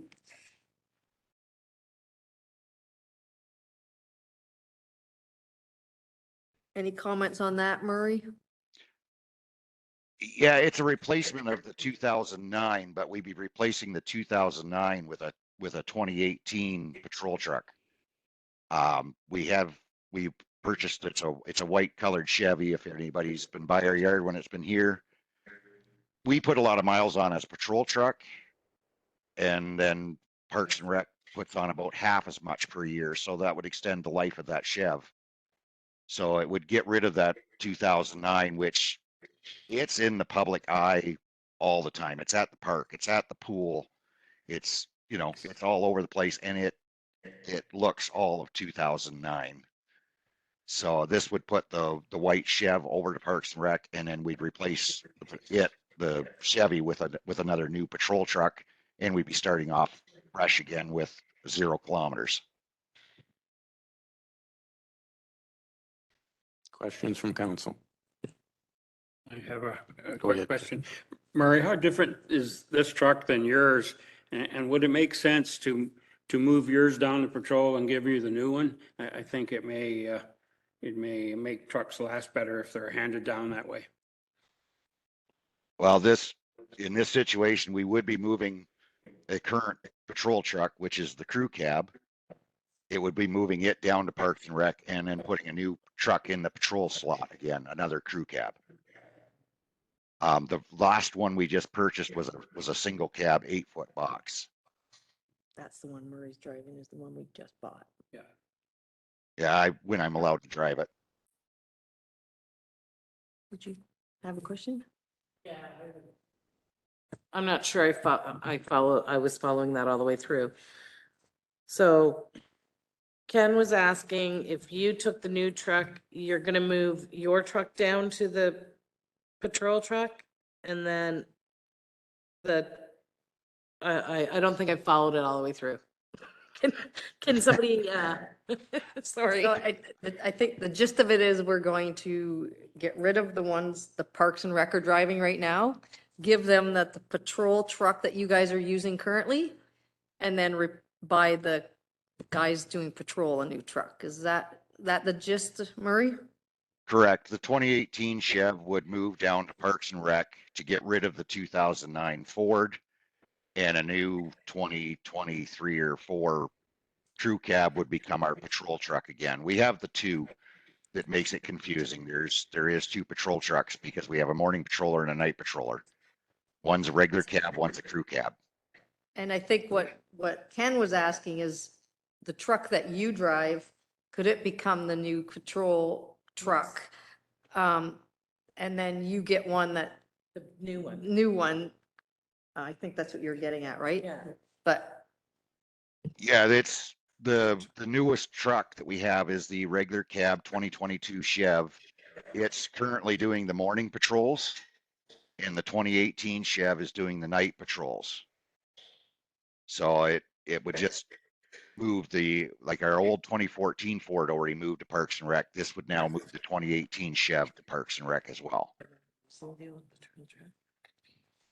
Murray, just another question too. Does it need to be a crew cab or could it be a regular cab like you're currently using for the one? The crew cab, Parks and Rec could use the crew cab in as much as it does provide a little bit of security if they're, you know, over at the pool on a special event or something like that, and they have tools with them, they can lock them in that back seat versus being in the back and readily accessible. There is a certain amount of usefulness of that extra seat behind there. They might not use the seat as a seat, but when the students are out cutting grass, it would definitely be an asset as well for, you know, they could throw 3 of them in the cab of that truck, 3 weed whackers in the back, and away they go, and they're not rubbing shoulders. does the patrol truck have to be a crew cab? No, but in the summertime, it does other things besides patrolling. It's also, well, even in the wintertime, it quite often is, you know, going out to fix signs or assist with fixing signs. It may be going out to cut a tree off the road on a day like today was.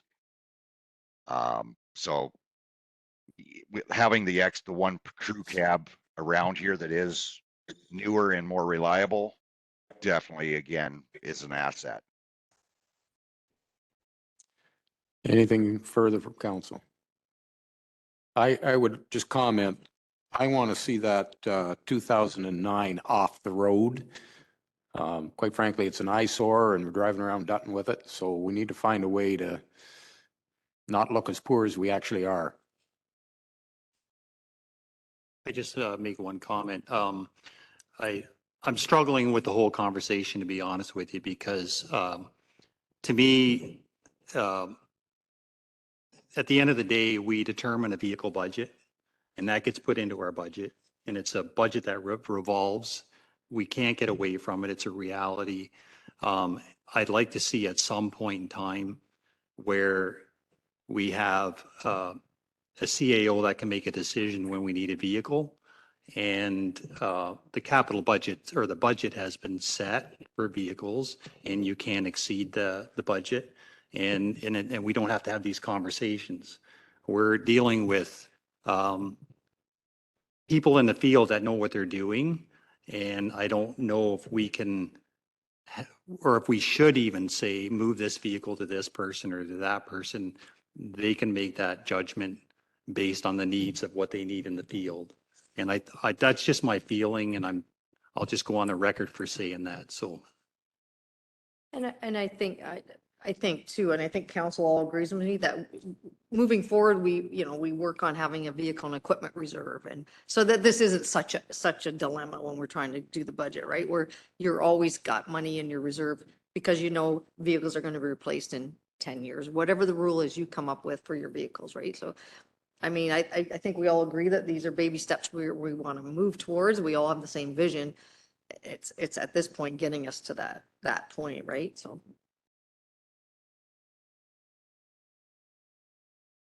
Yeah, and that was the reason why I said about moving trucks around. I thought that was, it's a better use of the tax dollars. That 2018 will last a lot longer at 20,000 kilometers a year versus the 40 to 45 it's probably getting now doing the patrols. And it would also make the truck that's out either at 4 a.m. or 11 o'clock at night, it would make it that much more reliable. Anything further on trucks? I think, and Councillor Dreyfus, you hit the nail on the head. I think our asset management plan hasn't included vehicles yet. We're getting there. We're getting there. It's slow and steady. Yeah, for sure. No. Yeah. Yeah, no, that's, yeah. I think we And- all have that I goal. think I have that. And Tracy, that is the purpose of the asset management, so that we can plan budget, so that we know like trucks are coming to expire, like that is the whole purpose. Yeah, exactly. So Yeah, we're kind of cobbling as we Yeah, get to yeah, that plan so that we can follow it along. Yeah. And we want to make sure that the staff has what they need, but we also. and Mayor Hens has a point too, that we have all these new houses, $1 million houses, people moving from all the city and you don't want to be driving around in a rust bucket because we do look like we're poor, right? This should be a line item for future budgets. For example, you have $100,000 a year vehicle costs. You know that this year, you know that next year, you know that 10 years or whatever. We're not there, but we need to get there. And maybe the line item on the capital budget should be the annual transfer to vehicle reserve. And then as things are needed throughout the year, we can bring a report to council saying we're spending this much on this truck. It doesn't meet the rules of how long you keep a truck. We're spending more, that kind of thing. And then we buy one. So I think there's ways of doing a capital budget that's not, like this line by line, pick. It's more like, okay, I approve in my capital budget, a transfer to this reserve and for that kind of thing. So Okay, next item. next is the float trailer. I know there was a lot of back and forth on this one, and I didn't get all your answers for you, Corey. Maybe Murray can answer. We did have discussions. And it's been here before. Yeah, Murray, the only question I really had that didn't get answered is do you have an estimated cost year to date of what you've paid in float charges? I went back through the diary and I could only find 3 round trip moves. We're lucky with the contractors that we have in the area that we have a good working relationship with them. And I think we've gotten some freebies out of them and they haven't billed us. So it's basically, this thing would be moving the dozer from the landfill that's currently sitting in our shop here now and needs to go back to the landfill when it's completed. We have moved the dozer out to a couple ditching projects and would probably move it more if we could. but we also don't want to, infringe on our local contractors because they're busy guys too. We had a roller that we would have utilized to roll parks. We were shut down on a job. We would have used it to move the roller into town to roll some ball diamonds, but again, didn't want to infringe. And I believe maybe the float wasn't even available that week.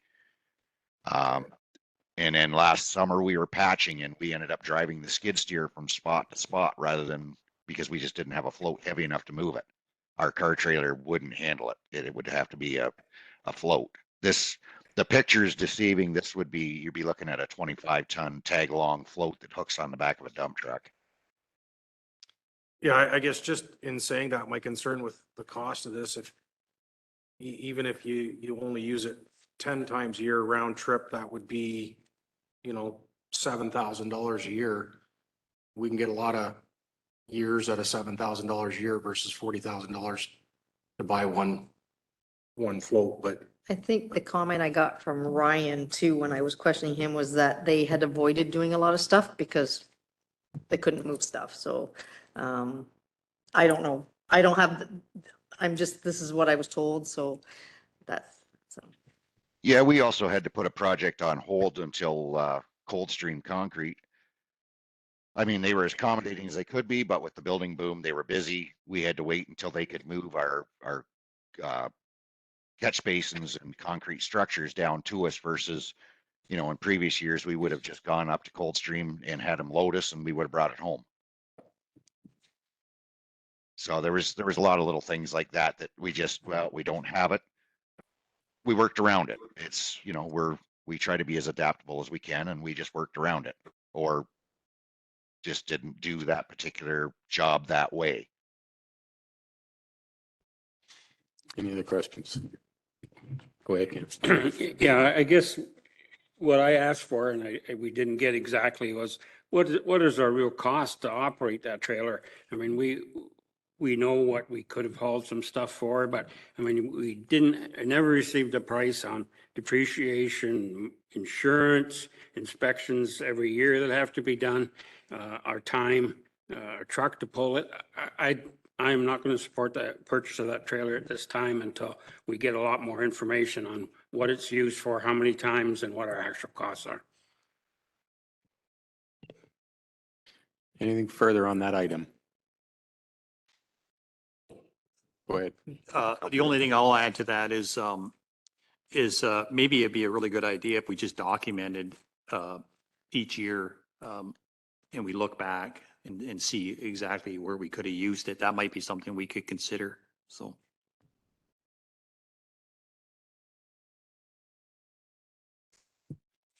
Okay, next item.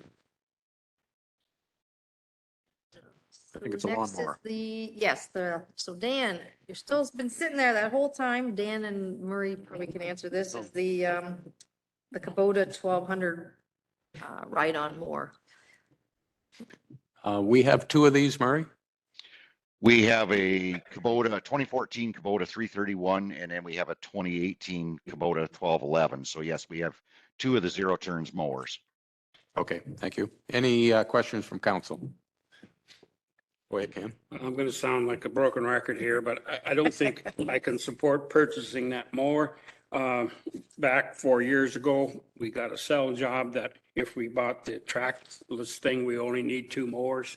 Then all of a sudden we rebuilt the motor on the third mower in the wintertime, didn't know anything about it. And I think we run that mower for a while. If it dies, we've got a spare mower sitting there we can use.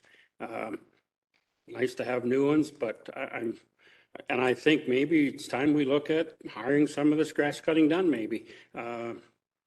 It's other municipalities do that, and Parks and Rec and cemeteries especially. I've never cut one, but I imagine they're a real pain in the butt to cut. So that's another option we could look at it.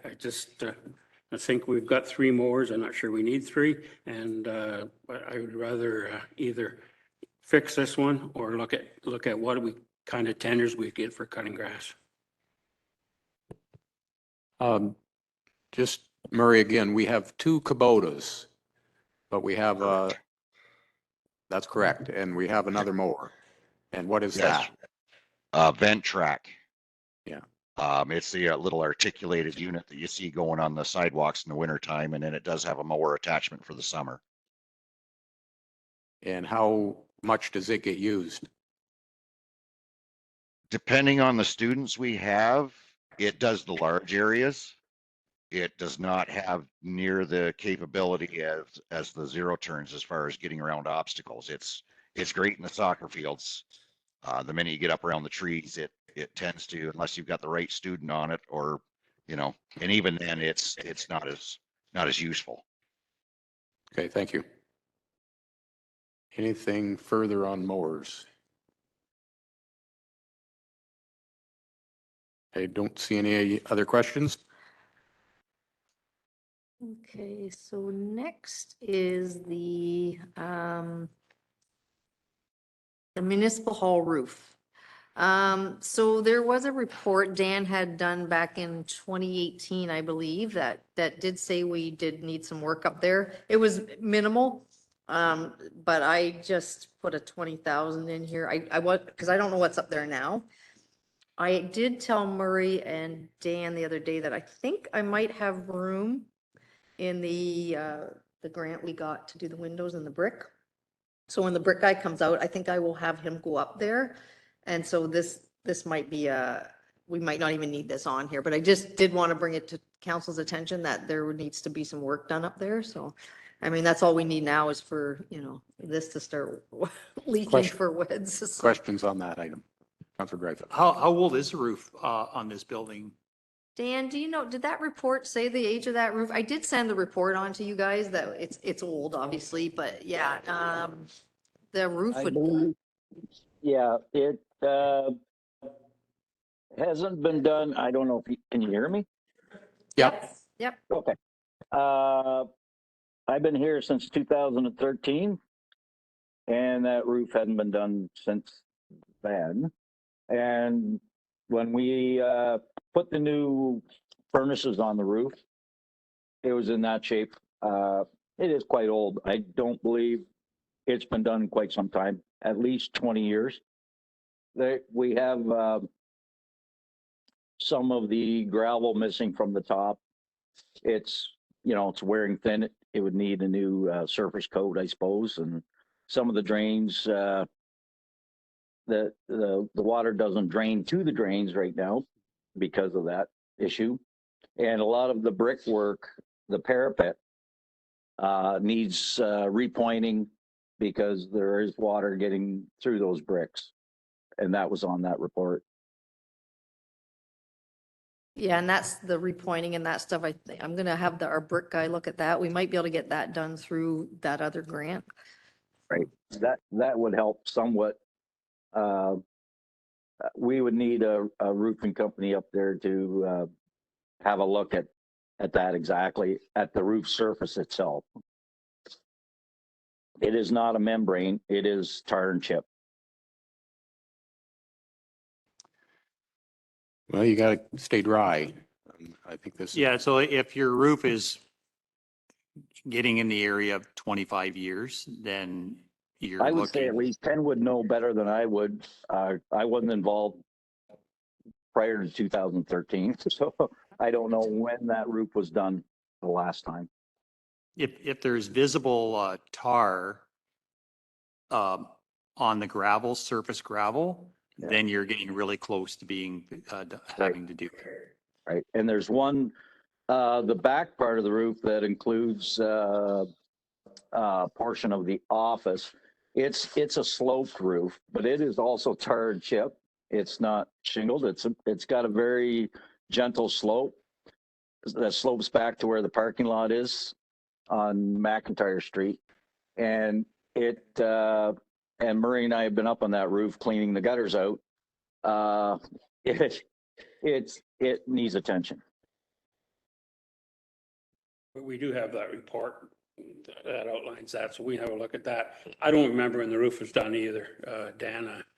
Yeah. It may have been slightly before amalgamation, which should make it about 24 years ago. That's quite possible, Ken.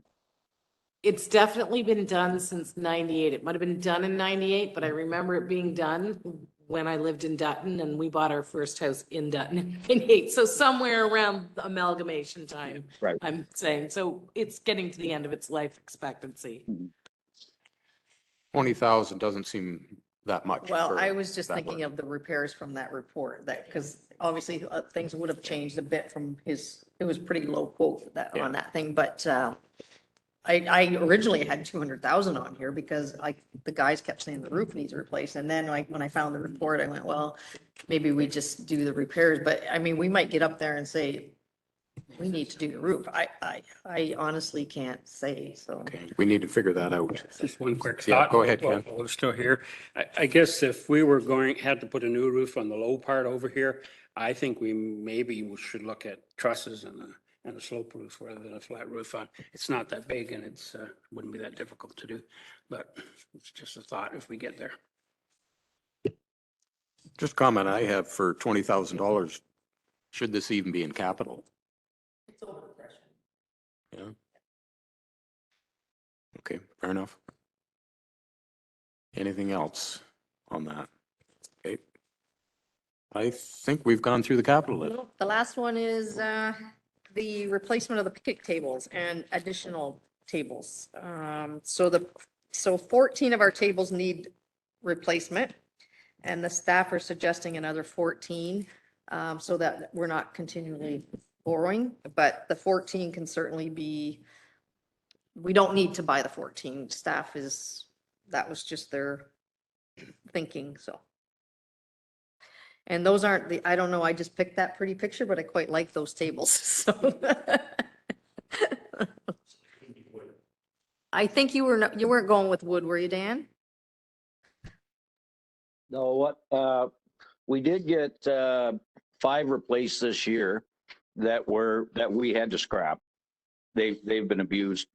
And they're steel tables. We got them built at a local vendor. They're steel frame with wood tops and seats. So they're easily repairable. They don't fall apart.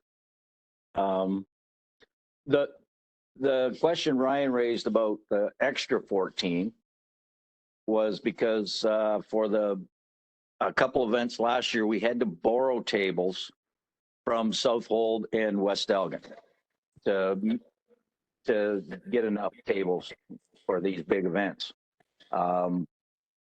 Certainly, the first 14 we're looking at, or 10, I'm not quite sure, we would need to replace. Even this winter, we've lost a few more tables just from vandalism, and just the wooden tables fall apart. You can only repair them so long, and you start spending a lot of money on them. Anything from council?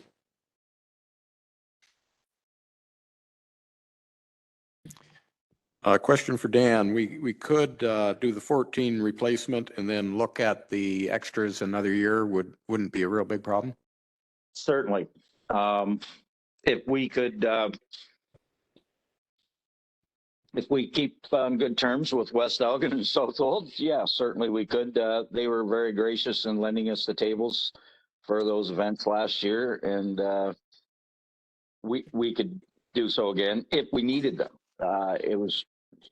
And it looks like one was for the night market, and it seems like it grows every year, so we probably would need to borrow some more, but probably not as many. So I think we could get through another year if we just replace the bad ones we've got. I know a guy in Southwold, Dan, I'll let you know. That sounds good, counselor. I heard he's not very easy to get along with, though. Yeah, he was shaking his head here for a minute. So- He's a dog lover. We get along. Okay, Councillor Goulard. Hi, Dan. I'm just clarifying the 20,000 was for 28 tables. Is that correct? I believe so. Okay. I just wanted to clarify what we were agreeing to. Okay, perfect. Thank you. Yep, Councillor Pemberton. Sorry, Dan, where did you say you were getting these tables from? Oh,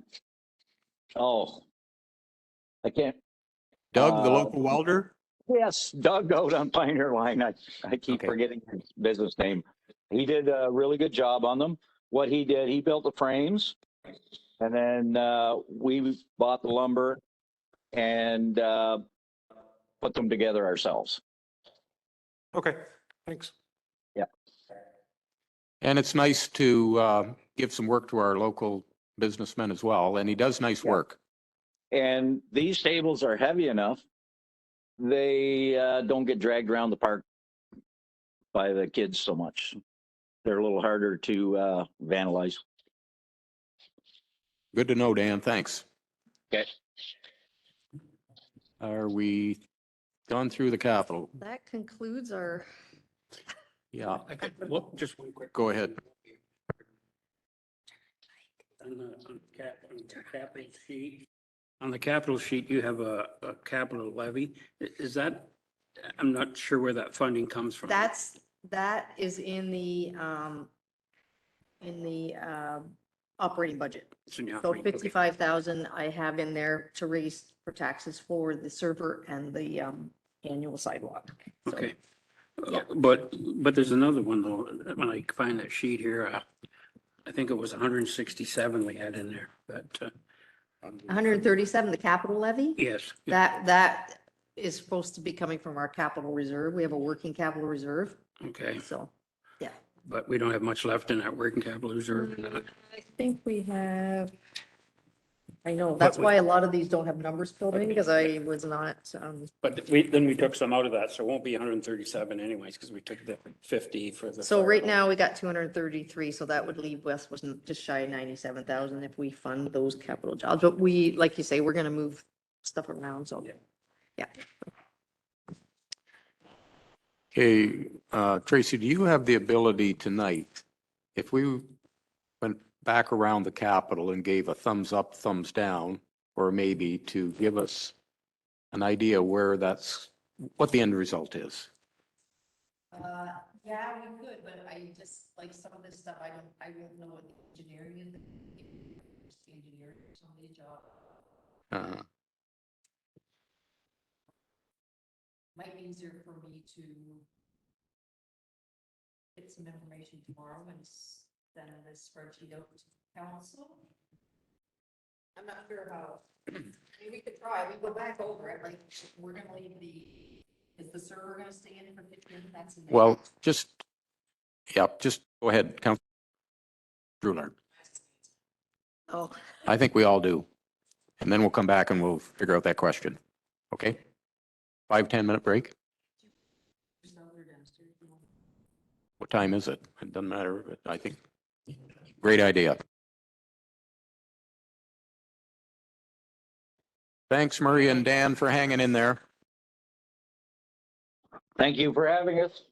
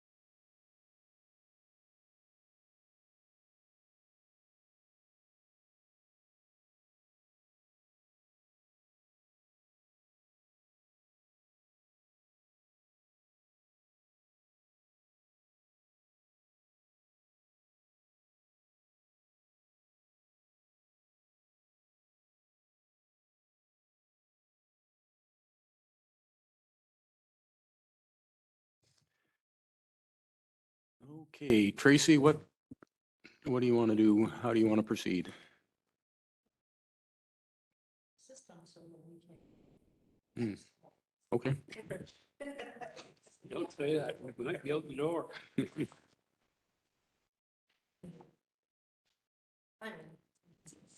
I've tried.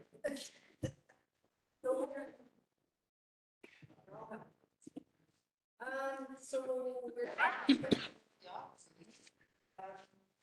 Now, the budget you guys have, we did the, increase of 4.85, but things have changed. I sent you, an email to things. So right now, I'm at 7.23% increase. To look at things and whittle.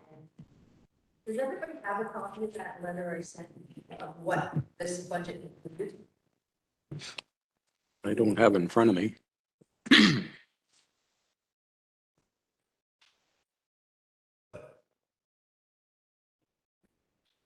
Send me a memo of what the budget actually is. Yep. Yes, so.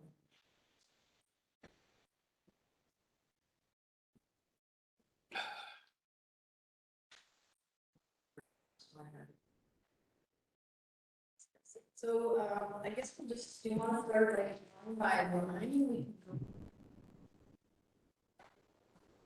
So, y'all, you'll PDF funding, y'all know what that is. I just did an estimate on our sites. Hopefully some of these houses come on.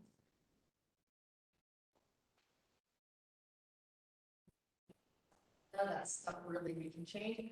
We can go to Mary Council's or anything on Mary Council budget. Like to this, I've kind of just gone along with what we've spent before and what.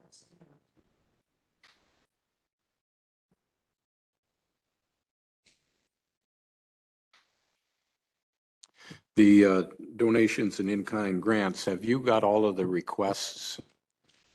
No, Charlotte's working on that right now, getting them all formalized, so that'll come at the next meeting. Okay. So I just put a placeholder in there of 25. Okay. This year we are trying to start to actually charter the council budget with all the, staff time that is given away, stuff like that. And then credited to the operating departments that, just so it looks like they've done all this work and,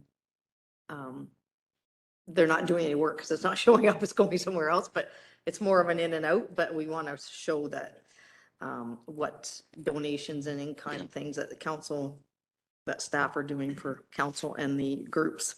So that's where that numbers come from, plus the other,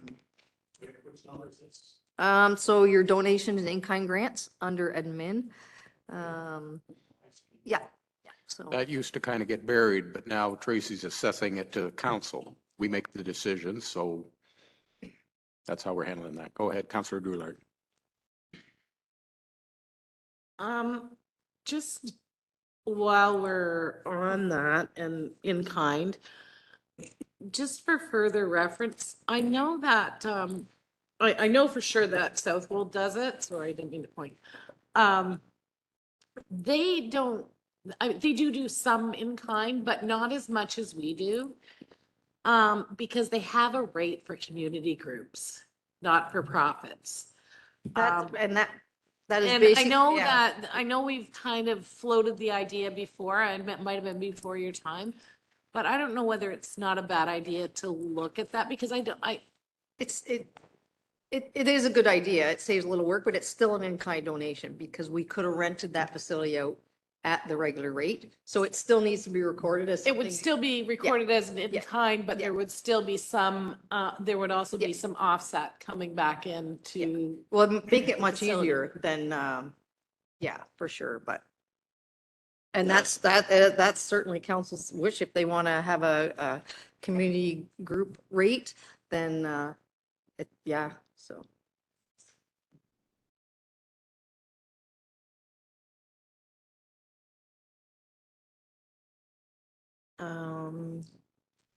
Any So- questions on admin? Really not much in the mayor and council budget. You No. guys are pretty easy. So just getting back to the donations Mhm. aspect, okay, so we're we're given in-kind and donations. Is this something maybe that each committee could come back to council with and make a recommendation, or what's your take on this? They, go ahead. Well, they fill out, the groups like Optimus, Lions, they send in an application every year for, some donation or in kind, like a free rent. Let's say the Optimus, they get a free rental for their ladies' night or something like that, or, and then council approves those. Those will come to the next budget meeting. So that kind of stuff goes on there. And then you'll have groups come out and say, we need, let's say the car show, like our guys have to stay, they have to close the road, they have to do all that stuff. That stuff at the end of the day, I'm fighting with them to use their overtime or whatever, but this is time that I have to pay out. So this kind of stuff is being recorded under donations and in kind, and then credited back to the operating department. So at the end of the day, it's still a wash, but it shows what our staff are doing and what council's doing for the community, right? Like, so, yeah. So.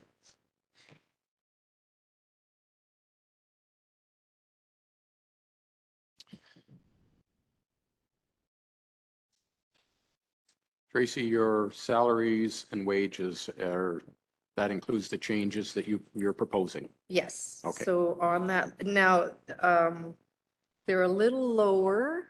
I did, like I said, I did move some myself to water and sewer because I do spend time on that stuff. Made some changes that you, for the two staff members, it includes,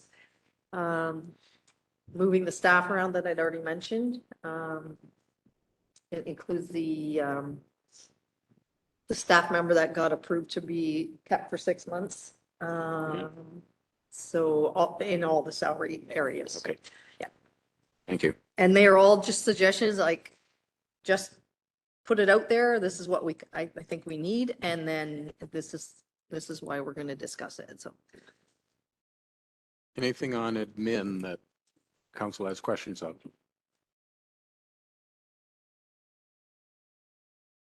I don't see anything. And it's hard because my numbers are different than your numbers because I can't keep reprinting the binders, unfortunately. So. Ken, did you have something? I just want to go back to salaries, and I guess I'm still a bit concerned about moving Star in for 2 more days a week, if that's in here. It is, yeah, Yeah. yeah. That's why I said I put everything in here and we can discuss all that, yeah. I don't want to be hard nosed on it. I realize that there's work to do here, but we just spent quite a bit of money on a study that says we basically have a little more than the average number of employees for our population. And now we're increasing staff again. And I guess, is that really what that, unless I'm reading that report wrong, that's what I saw. Yeah. And I'm going to say this, I'm going to say it once and I get it off my chest. I'm getting a little tired of us bending the rules and changing things so people get along with each other here. You know what? It's their job to work together here. And if they don't get along, then we have to address it. And talk about Star and the other girl in the license office as an example. I mean, I know it's sometimes frustrating, but that's something we have to deal with. And if they don't get along, that's their problem. It's not, I've never saw a place where the employees dictate what's going to happen as much as they do here. So I got that off my chest. I'm safe now. I am planning on bringing a bit of a report about that organizational review. I disagreed with that report. I talked to that guy a lot. I disagreed with him comparing us to other municipalities and saying we had the same amount. Like right off the top of my head, he said, we have a planner, we have somebody here 15 hours a week. So somebody here picks up her admin work. Whereas I did call Southold and I called West Elgin and got the deeds on who does what there. Like somebody picks up Jackie's admin work. Star's here like 2 days a week, 3 days a week. So she's picking up some of that. So he wasn't comparing apples to apples. We have a cemetery. We only have her till the end of March. So there's one more person gone. He said we had 11. I kept saying to him, we have 7.5 to run the same amount of services that everybody else does. So it's just, that report did not compare apples to apples. And Just because you just said it, my only question with Jackie only being in Dutton Dunwich now, is there any reason for anybody to be picking up her admin work? no, that, And I know that probably doesn't no, say a no, whole no, lot. and but- she's trying to train Star on the so she can take the payments and stuff and explain, cloud when somebody comes in if Jackie's not here, right? That kind of thing. But I was just trying to say, like, he wasn't comparing apples to apples, like, Okay. No, so no. like the drainage, like somebody has to do all the drain admin work and somebody has to do the planning. Like he didn't take into consideration, he was just counting bodies, but they're not here all the time. So somebody else is picking up their slack and not getting done their work. So I did want to kind of point that stuff out in a report to council that his report was good, but I disagreed with him on when he was comparing the amount of office staff to the amount of office staff. And because you brought that up, that will be coming, so.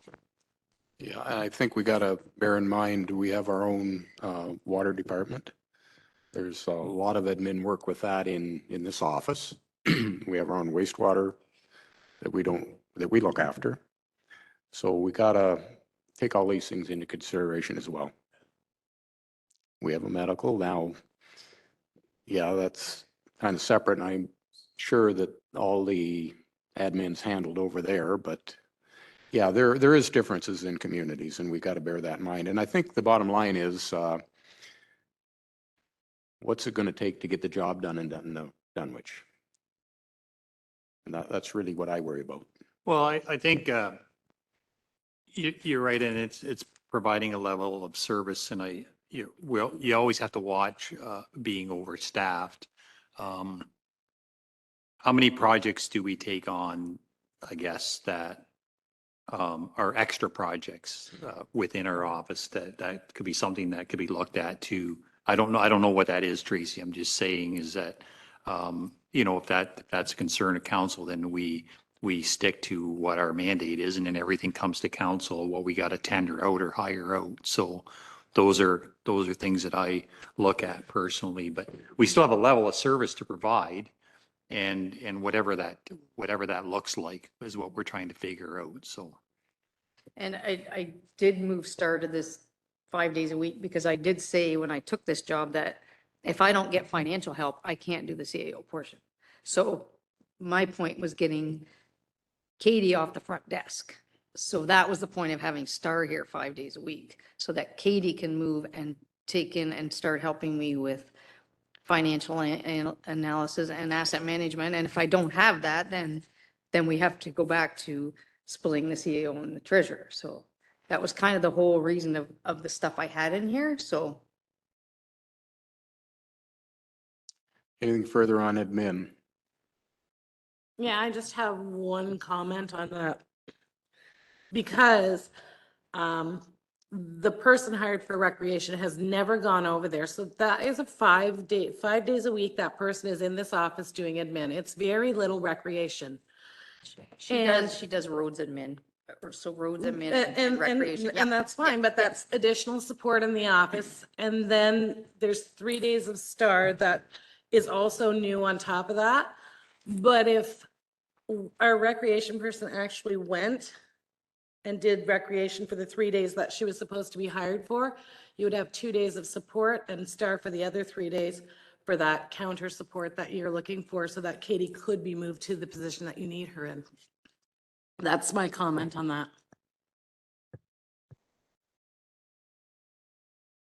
Okay.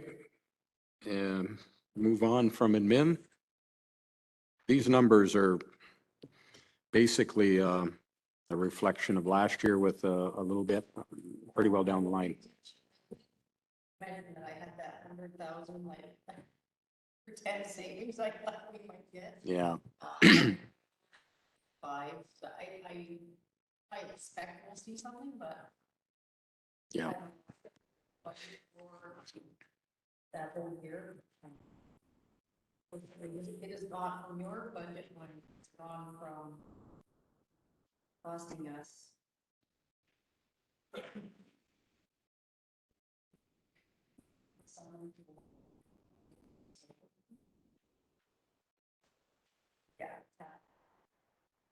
Where does that item show up on the line item here? Under minimum contingency.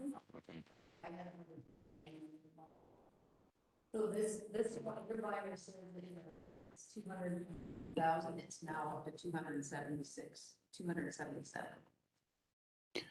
That. Okay. That center's costing us. So I don't know, I have 65,000 savings, I don't know if it'll be more, I don't know what you want to put in there, or you not want to put any savings in it. Page are we on here?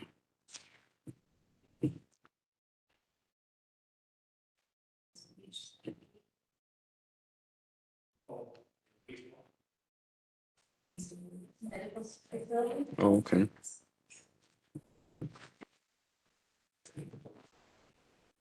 I got a quick question on that. Yes, we did agree to increase that. So if we put it in for another 6 months. Okay. Yeah. But that was also conditional on them paying more so we can put more revenue in to offset that. Yeah, but what I'm getting at now is in the Admin budget, I have that contingency. Do you want to take that out completely? Do you want to leave it? Do you want to up it from 55?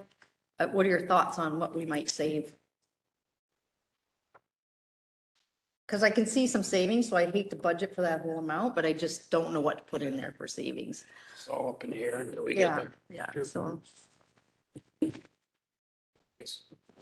Going back, we did put some more money in for them to be paying, so the revenue was up in there. that I can change. So because that's, to me, that was conditional on them paying more, keeping her on, so there should be a little bit of savings. yeah, there. that would be that a bit, yeah. So I don't know, do you want The contingency in there for some future savings for the medical center, or do you want to just leave it? Anybody on that?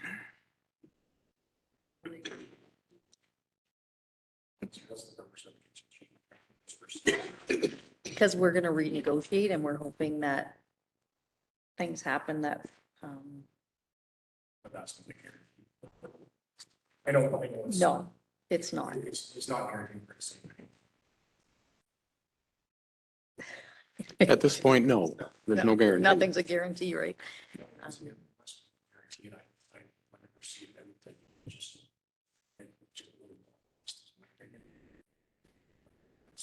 That we're gonna have that, if we get it, great, most present. You know. Okay. No, that's great. I just, that just put us up to 8.43% increase in taxes.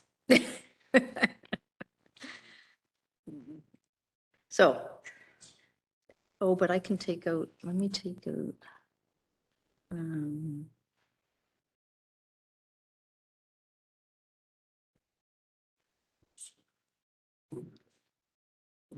Puts her.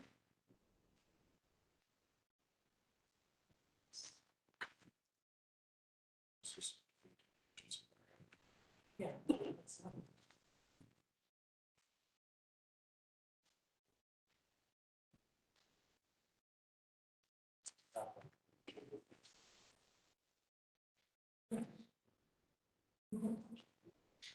Did you take that right out, Tracy? Yep. Okay.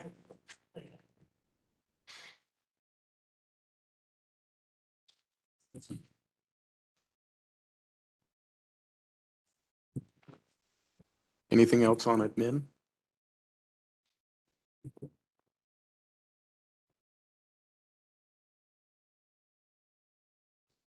Nope, okay. Move on, Tracy.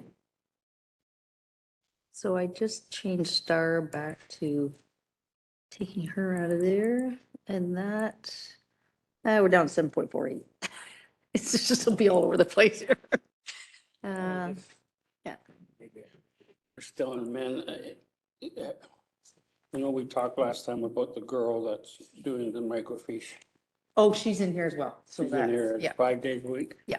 Okay, and we were till the end of the talking year. about Yeah, yeah. maybe reducing that some, is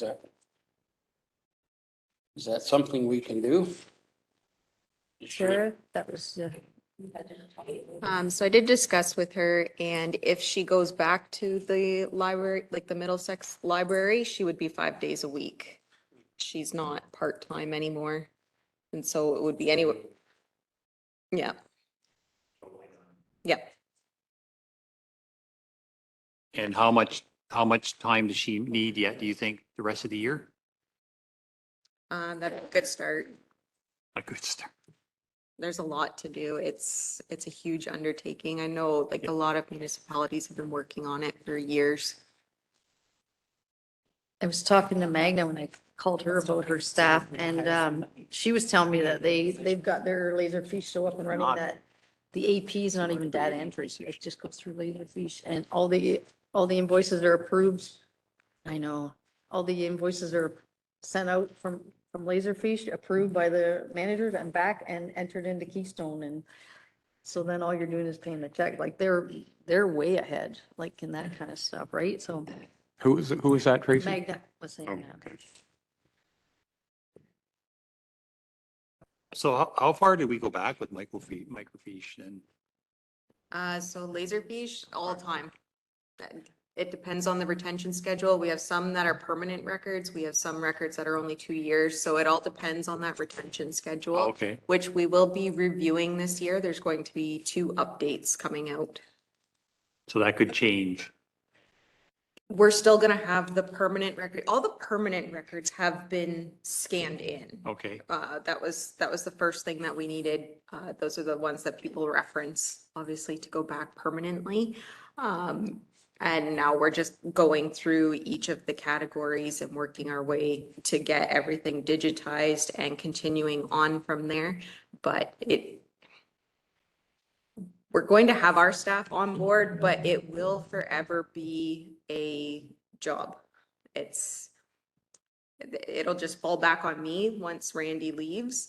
And then I'll have to be the one that's in there continually working on it. So right now it's all on her, aside from the retention schedule that's coming, but that will come back. Is the records person you have now, I know Southwold got a grant for theirs.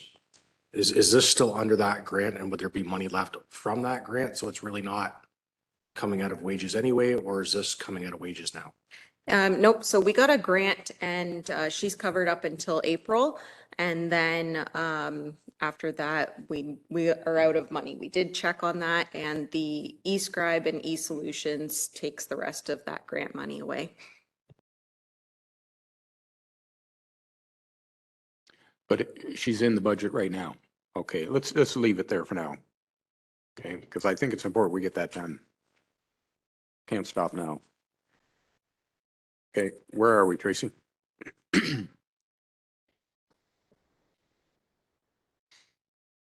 Like I said in my memos, this includes the 18% increase in insurance, the 23% in benefits. So some other, maybe do it this way, so some other salary news. With Dan up to supervisor, if that's still something that Mhm. you want to think about, or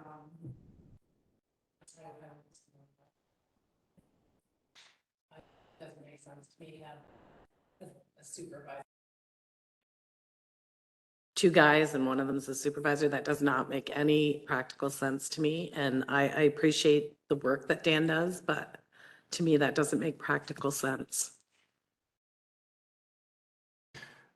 What are we talking in salary adjustment for Dan?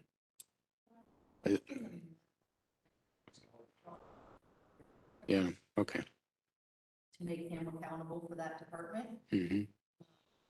as a working supervisor. He's the supervisor on generally. And the student, yeah, and the student, and I, Yeah, so it'd be the students and, but it was more to get Ryan away from facilities so that Ryan and Dan were reporting to Murray and separating those and making sure stuff gets done.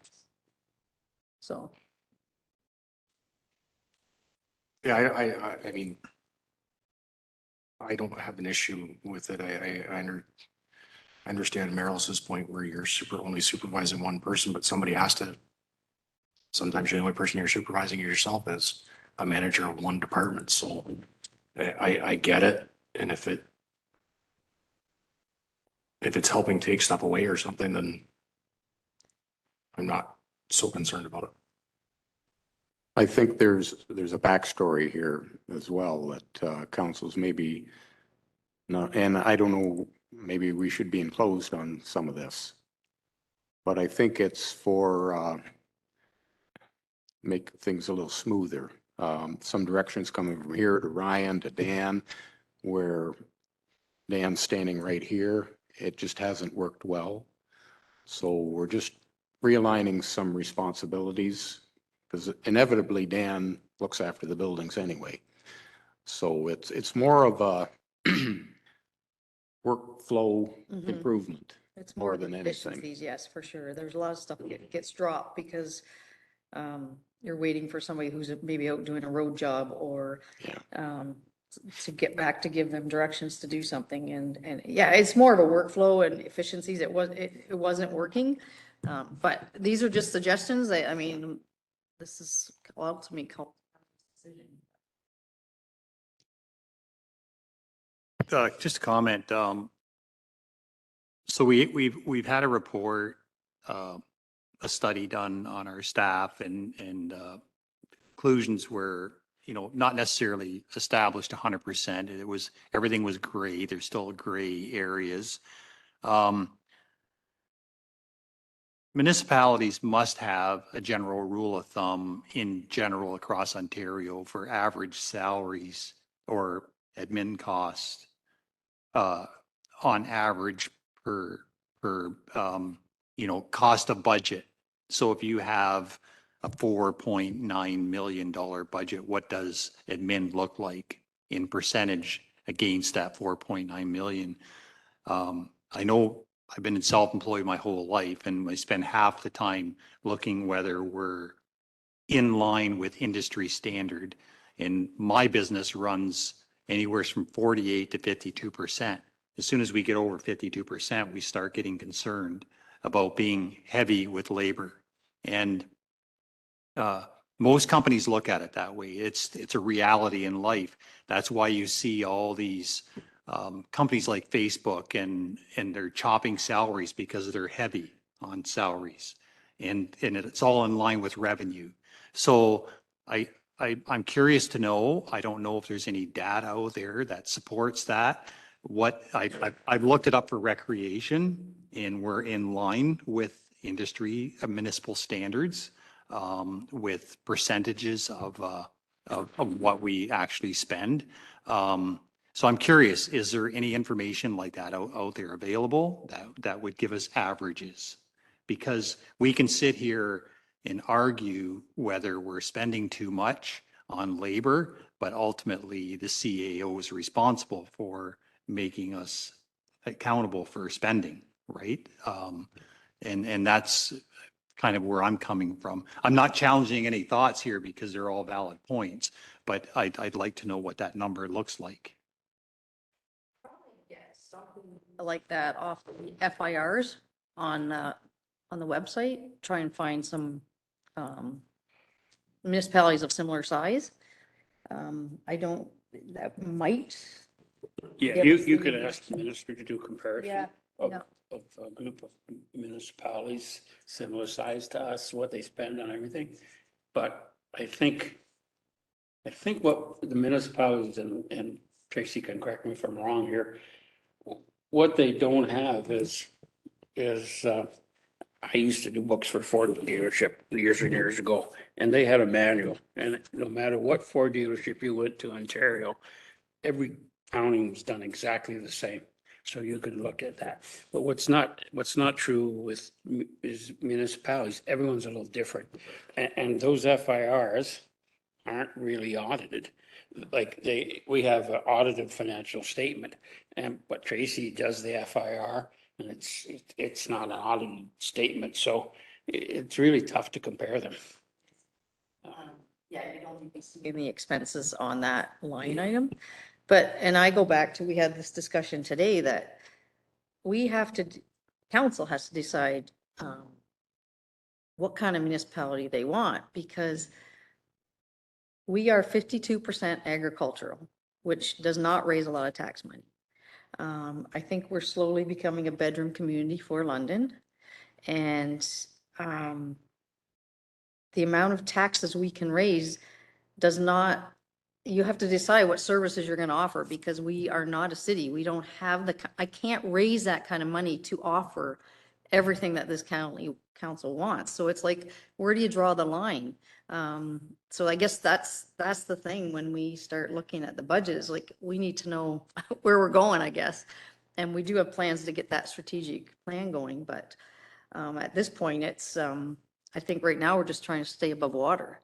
And I don't think that, I don't think we're fluffy anywhere in our work or the amount of people we have.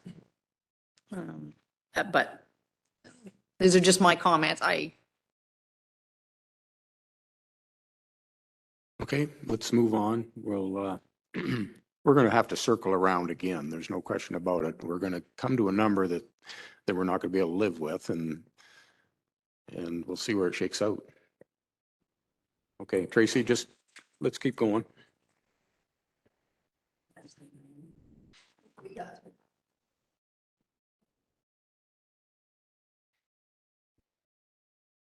So, nothing.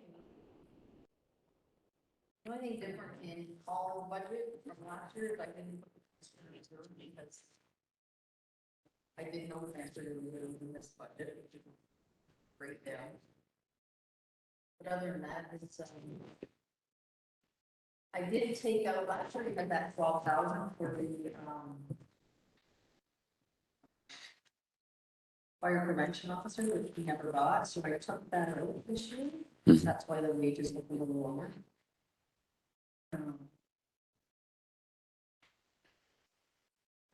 Then that's under puppet status for what we got.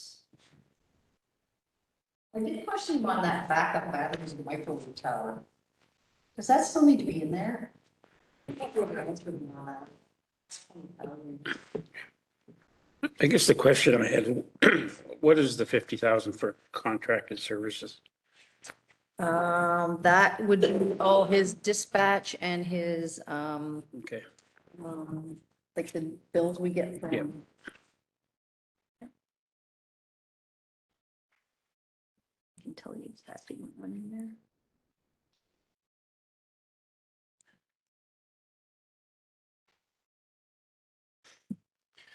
So he's got, Central Elgin charges him for. And Spectrum, oh, that's all Central Elgin, I guess, and Tilsonburg Fire Department. Some suit cleaning, Santa gear, just stuff like that, so. I think the backup batteries and microwave tower, they're doing an upgrade on the communication systems, I believe, out of Tilsonburg. I think, and that got added last year, and I see we didn't, I think they bought the batteries, which were the 6,400, but I don't know why we had it so high in 2022, so. Mhm. I just was curious on that one. I don't know that Colin ever answered me on that one. Then the POAs police are what the police are, and Yeah. Conservation Authority is what the Conservation Authority is. And then Jackie's obviously goes to zero every time. And emergency measures, so we've left that in there so we can get the cots that were needed. Transfer a little transfer bit from Tara's wages over to that department. Animal control reflects the new contract with London Humane Society, Mhm. 12,000. And bylaw, I guesstimated at 12,000 because I have no idea what tenant's gonna come in at, because they're a little higher than what Mhm. MEU was, so. Just go back. We've had tenant out doing some work. How does it appear when, obviously, we've had some invoicing? We actually haven't got anything yet. Have we? Nothing? Invoice from tenant? I haven't Okay. seen one.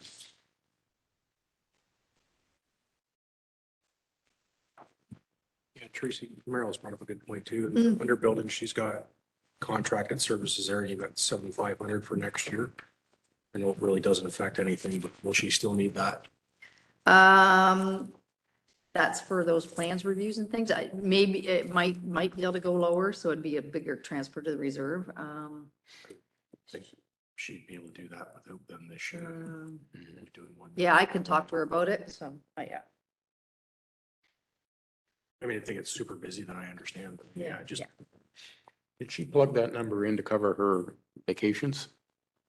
you know, it could be. Well, she would have to have coverage for vacation and but it's mostly that RSM. Yes, yeah, because they do the plans reviews and stuff for her. But, Okay. but The she question zeroes there out, then. so she zeroes out, so she doesn't touch the tax rate, so.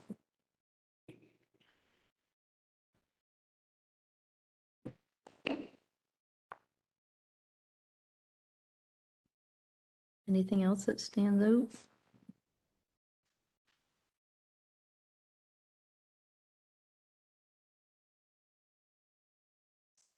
Is Murray still on? Because we're going to him next. He's there. Get my screen to work. Does Let's- anybody have any questions on protective services? They were okay with that one? We don't have much wiggle room on any of them. They tell us we pay. Yeah, a lot of those ones are, they give us the numbers. So with Murray's, that's the new, our road maintenance agreement amount from the county, that 520. What number's that? Sorry? So if you go to tab 3, the roads, the first line, the 520,000, that's the money we get from the county. My sheet got chopped off, I think. First group, third line. Hmm? Did it get chopped off? No. You got it? I don't have it. Are you on the summary or on the next page? Yeah. Yeah, yeah. Mhm. The first page is the summary. It all rolls up, so you can see at the bottom exactly what he's saying. Okay.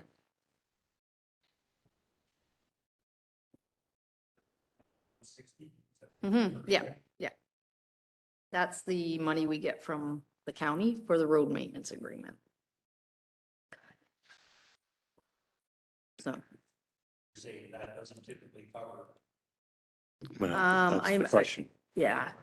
I'm working with Murray and Ryan to get a better timesheet, which is it's gonna cause a lot of work because I need to add, I'll need to add salary and benefit GLs to every area so that we're actually tracking exactly what we're spending. And then, it's easy to say we're not getting enough money, but unless we're tracking it properly, I can't give you a true answer. So we are working on getting the costing more efficient for this stuff. I know right now Ryan keeps it on spreadsheets because they have to report monthly to the county on what they've spent or the time and everything, what they've done. So, I can maybe just kind of explain that a little bit more to Henry, if you don't mind. So that's what they pay us generally. If it costs less, we are supposed to put that into reserve for future years.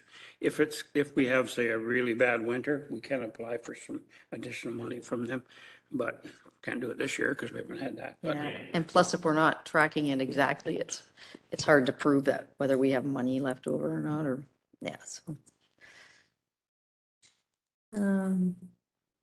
So these salaries, they will include moving Ryan back 100% to roads and taking him out of facilities. So that would be part of the change.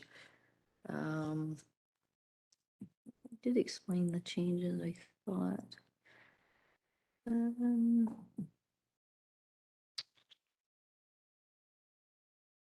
Oh, and moving Murray to 44 hours instead of 40 because he was just banking hours he couldn't use, so it didn't make any sense to just be banking those hours. So though that's, and then that's part of the increases for roads on the salaries.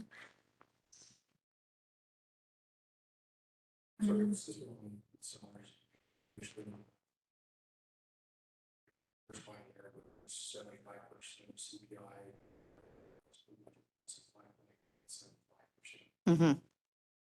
Per our budget policy, that's what our increase is. If you change the budget, or you change the policy.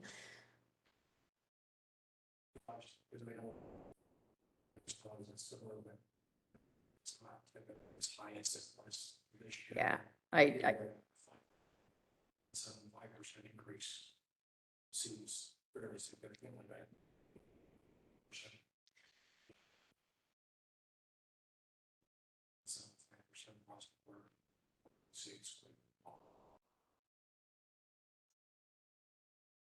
But there's nothing we can do with that now. I did talk to Magna. I know Magna, they did 4 last year and 4 this year, which is 8, and we did 3 last year and 5 this year. So we're right, kind of right in line with what they did as well. So, yeah. Same year as CPI. September 30th. Yeah.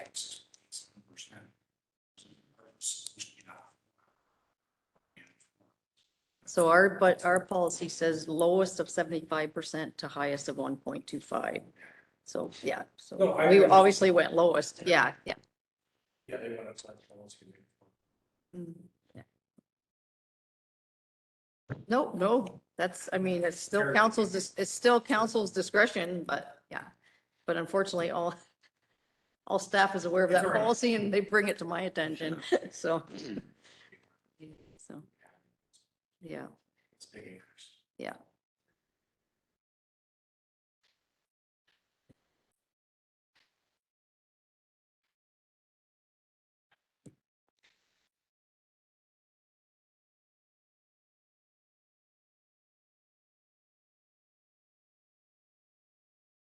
Got one quick question. Yep. Page 4, municipal drains, we got $20,000 in there. Is that the levies that the road department would pay on new municipal drains? That would be that, or any work that they do on, just on a road drain or something that doesn't go through the, yeah. I'm not sure if it, because we got, if I can remember some of the reports, there may not be enough in there. Maybe we can check. For with Brent. going forward. Yeah, yeah. Um, Maybe check with Brent what we got. Yeah, I know, and I also know that Brent is still working on getting credit to the roads department for the drains on the drain area of the GL, so.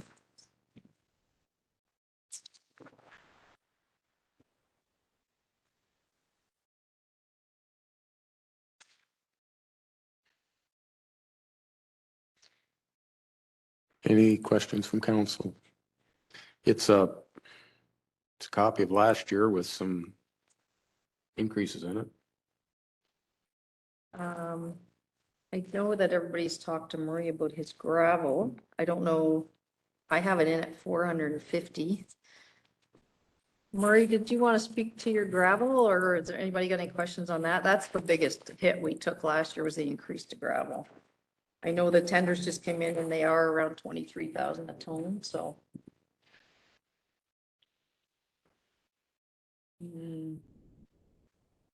Keep going. It's where even there, we got nothing on the Oh, maybe he screen. left. Is, It's still there? did gravel, we haven't priced gravel yet?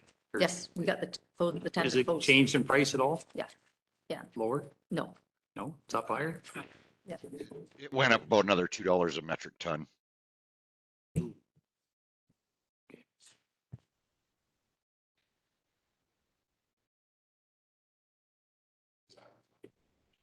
Mhm.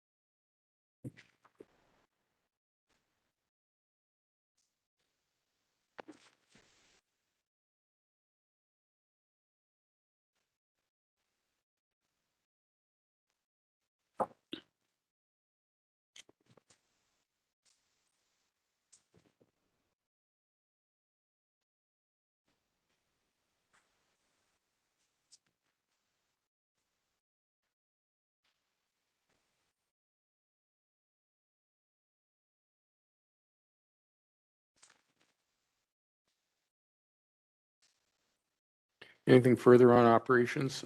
Tracy, do we have any contingency built into Murray's budget? Seems to me almost every year there's some unforeseen thing that happens.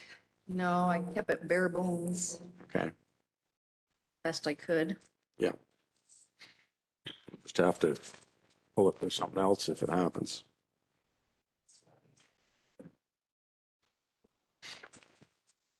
Anything further from operations? Question, I noticed that sidewalks was removed. That's because it's budgeted for in the capital on the other side, so if, Okay, I realized when we were looking at it, that we actually double budgeted last year. We had 40 to transfer from reserve and we put 40 in Murray's operating, so that's why it's not there anymore, so. Yeah, right. so, So because when he it's spends, broken out. I'll just credit it from the reserve funding. Okay. Yeah, so. Good catch. And then, of course, he's got the increase to gas, which we can't do anything about. So his fuel we budgeted last year 95 and he come in at 150, so. The first 2 months of this winter is obviously saving us money, so I Yes. think your numbers are probably okay. I think it's good. Yeah, they're probably not spending money snow plowing, but they're sure spending money scraping roads. So I don't know if we really save much. Now they're just dealing with washouts because they're gonna get all their rain. Okay, let's keep chugging along here. If we're done with operations for now.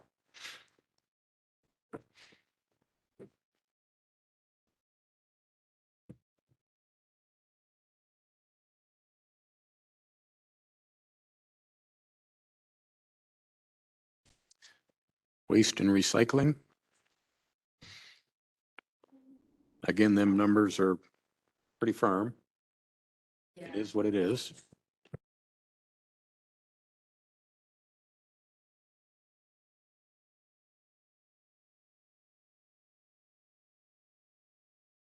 Landfill is just wages. Pretty much, yeah. Contract services that we have that. Sell. That, correct, Murray? Murray? So Do we have to there have- you are. Yeah. Do we have to have that one cell looked at, right, at the landfill this year? We should have it engineered so that it could be dug. We're going to probably be in need of it by next year, but engineering this year only. You mean we're going to need a new cell next year? Is that what I'm hearing? It's starting to look that way. That cell's filling up. And we have room for another cell? According to GHD, when they've been out, they say, yep, they'll just keep coming back towards the road again now in line with where that current cell is. Okay. We're going to remove some trees then. Unfortunately, yes.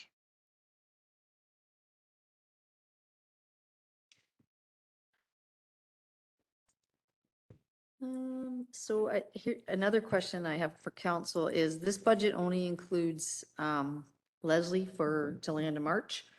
Are we, thinking of keeping her to get these cemeteries cleaned up, or are we just gonna bring it back to give it to somebody here? How much time does she need? I don't know. I think she told me she hasn't even got to blacks, but yeah. Yeah, I had a talk with her the other day about how much has been done. I'd say it almost sounds like about 75 to 80% of the Fairview Cemetery, but yeah, she hasn't touched blacks at all yet. Is there much work in Blacks? My understanding, it's closed. There's no more burials. It is an active cemetery. So there could be burials there. There are some plots that are open. Do we know who owns them? We've got to find the records for it. There is a lot of work there to be done, especially maintenance wise.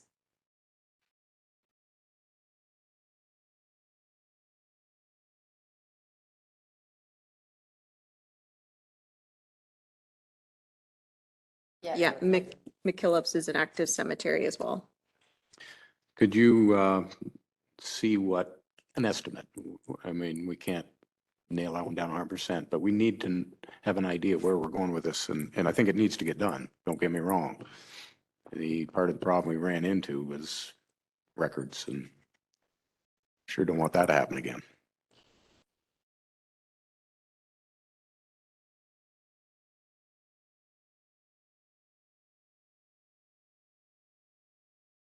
Tara, just a quick question. Is she full-time or is it is she doing it part-time? She's 20 hours a week. She's 20 hours a week, okay. Yeah, because I could support that, finishing that up.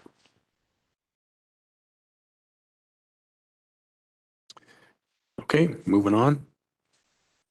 We had, just for the new counselors, we did have extra expense in 2022 on the cemeteries, as you can see. We hope that never happens again. And that's why we've employed Leslie to correct some issues that we never have that again.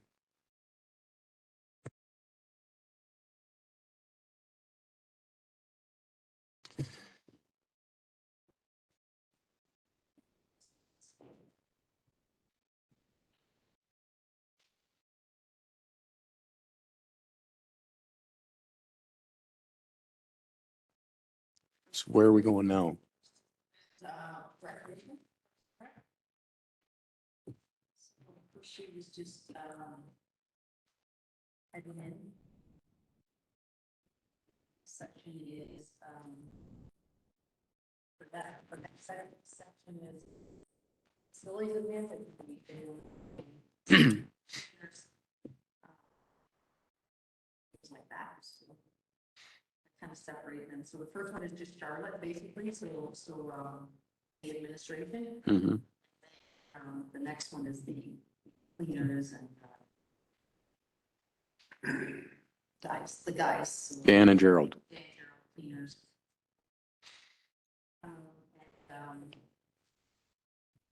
Just because I don't have a proper job vesting system, it's hard to, it would be nice to actually put the salaries everything time to every facility, but we don't.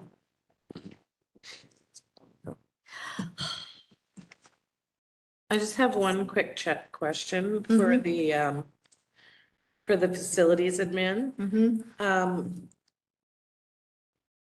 Is that is that full or is some of that charged back to, That's a half. Murray? That's a Murray's- half. That's half of the two of those guys? Is that? No, number?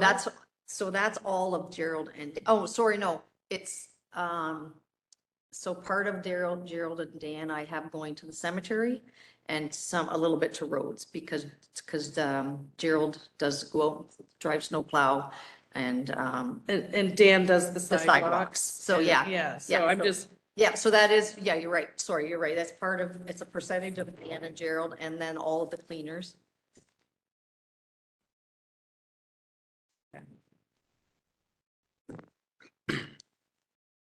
Is anything charged like to building maintenance? Or is that, To Jackie? no, for Dan and Gerald, like time we have spent on buildings and stuff here? That's basically, that's why they're in this area, because it's like just call it facilities. So, would the work that they did moving furniture in here be charged to facilities or would that be it's charged? charged to there, yeah, it's, yeah. Just seem like this is under wrap.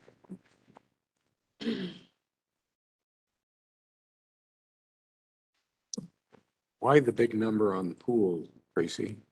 Because we increased the salaries to what the actual pool should be open, and we do have one extra one this year, and so the salaries went up as well to make them Yeah. what they're supposed to be paid, and You got to give them benefits.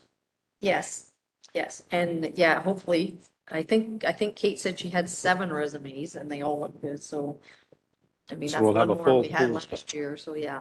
Great. A couple of quick questions there. We've upped the user fees for the pool a little bit. Shouldn't that go up a little bit more if it's going to be open a lot more this year? Well, I was like, I think I said in my note that I kept all revenues like very safe. I can up the revenues. I was keeping them safe, like, but that can certainly go up. Yeah, for sure. And I guess the second part of my question is the Lions Club money.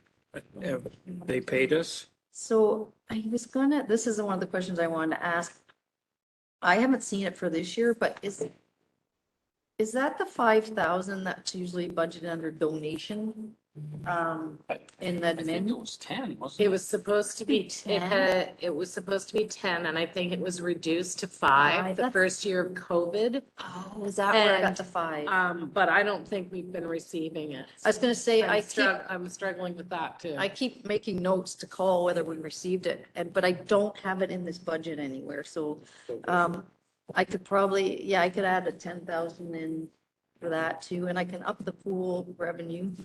So I just, everyone understands that the deal with the Lions Club is that we supply them with their facility over there. But they're supposed to be giving us $10,000 a year towards a pool. And granted, they may not have done it when COVID was here, and I think that's understandable, but I think it was going most of last year. So maybe just, I don't know if we have to bill them or just a phone call, but, And that should be under pools? well, I think that should go in the pool, because it was always designated to the pool. We can add that in for sure. Under But donation. probably we should make a call to them. You think it's 5 or 10? I think it's 10. 10 for a year. Okay, So they perfect. probably owe us 10 for last year. Unless the previous council renegotiated that to 5,000, it was 10 for, I served on recreation for 14 years back from 2000 to 2014, and it was always 10. It may be just they haven't thought about paying it, so maybe just a little reminder is needed. Yep. I'm gonna put 10 in under that.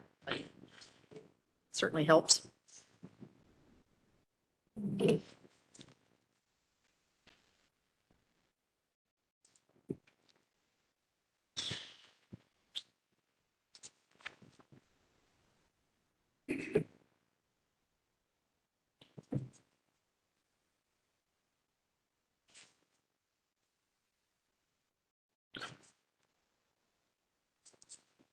Under playgrounds, what's the land lease expense? Iona Park. Okay, thank you.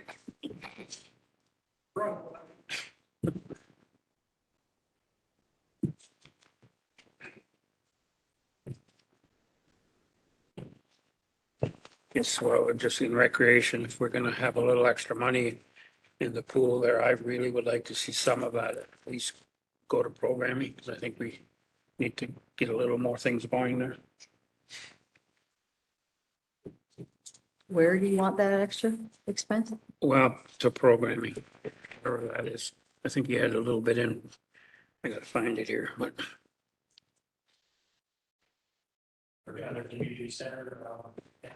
No, we have a line item for programming, I think. Do we not? Special events, maybe, is it in there? I think there's a programming as well.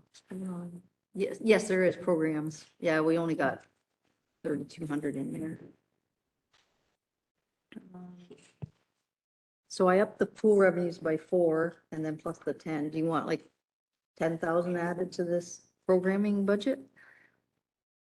You're saying shaking said yes, and I don't disagree. Yeah, I know we're working on it. Still getting that speed on everything, but we're working. Okay.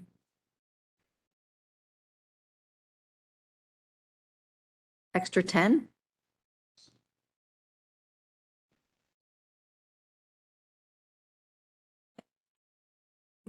Okay, done.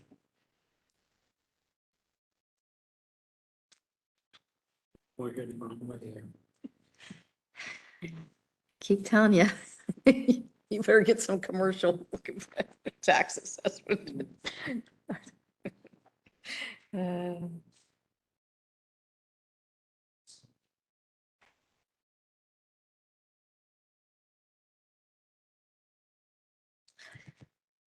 Okay.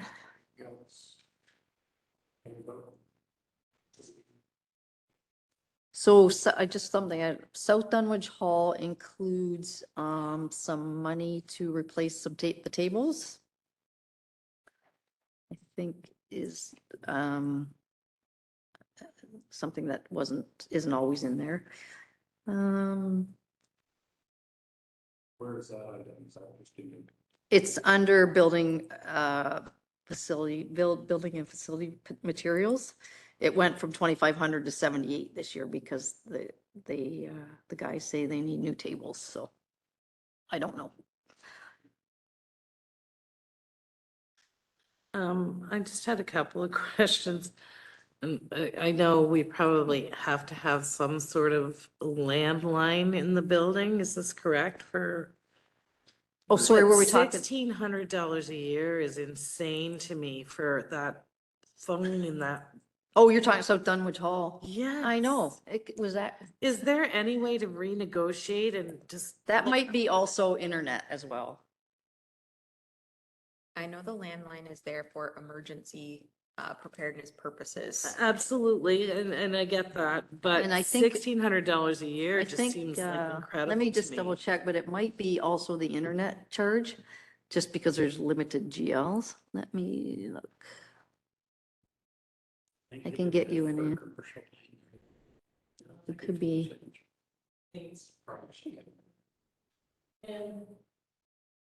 Sorry, just one more thing. The contracted services. I'm just curious to know what services we're contracting at South Dunwich Hall. So I'm just checking on, it is just Bell Canada under the telephone. Of course, Bell And- Canada's like, well, yeah. Contracted services are the elevator service and the Board of Fire, the inspections of the fire alarm and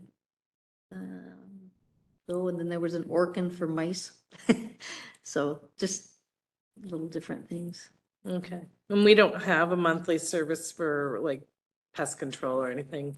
We're starting to get that done because it ends up being cheaper. I know we Yeah, just to got it have a here. monthly Yep, service, yeah, that yeah. was. Yeah, ever since Randy had that mouse run over her foot in the bathroom, we decided to.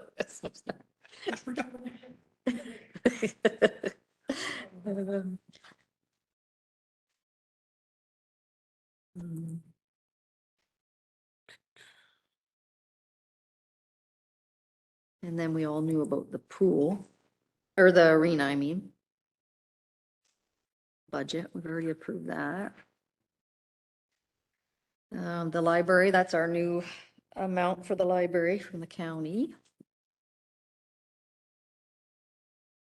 I don't see cleaners there, is it in building? Yep, we have to clean, yeah. Yeah, I know, but I don't see it on the list. No, they're all going to that one up above.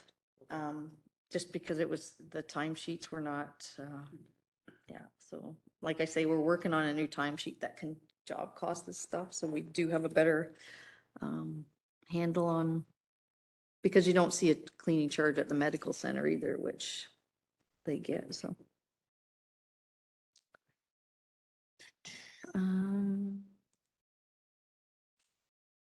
Any other questions?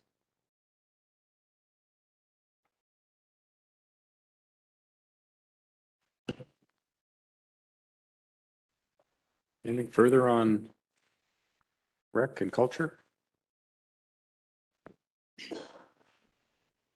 I gotta laugh. This is the first council I've ever worked for that actually put more money in rec instead of taking it away. We're not Like done it. yet.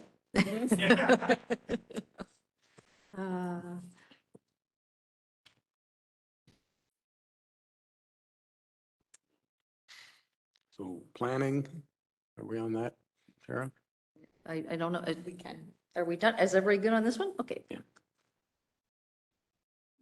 Yeah, so planning Tracy's budget. This basically her salaries. I sent her budget and she did leave in professional fees. I'm not exactly sure what she has that in for. I can see what went in 2021 for you.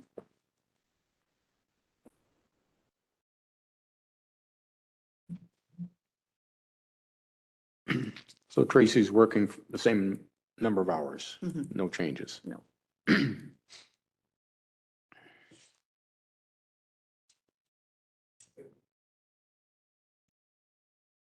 Have we looked at our planning fees to see if they're close to in line with our neighbors? She looked at them this year and she wants no change except for one, her and Jackie decided to put one, the vacancy one up from 10,000 to 15, which will be coming with the fees and charges mile. Yeah.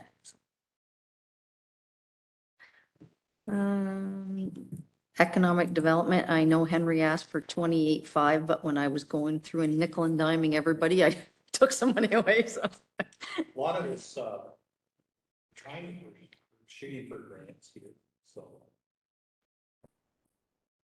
Every effort to keep this, in fact, we're growing as a committee, so.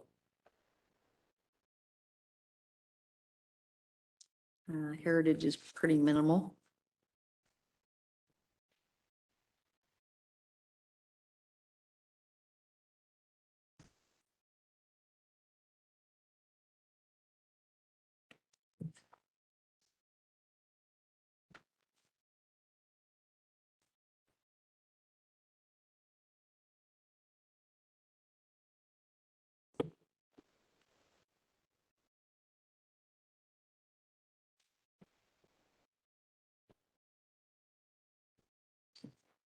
Economic development, Henry, have you kind of broken that down, or I just see a number here? But Yeah. you have a game plan. Tracy has the full report of all the details.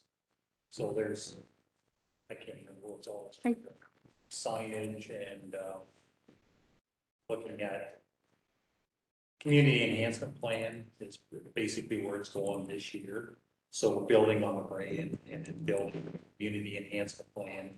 And then also focusing on downtown Dutton. It's probably, I think there's probably $5,000 or $6,000 for just down Main Street Dutton.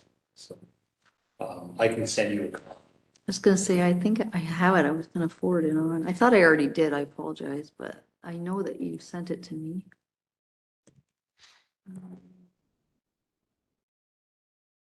Okay, just send it through when you Yeah, think about you it. can have a look at it. It's all Yeah. broken down in the plan that we put together. So. Okay. I don't think there's a lot of discussion we need to have on drains and everything. There are pretty good numbers from Brent and how much we can do.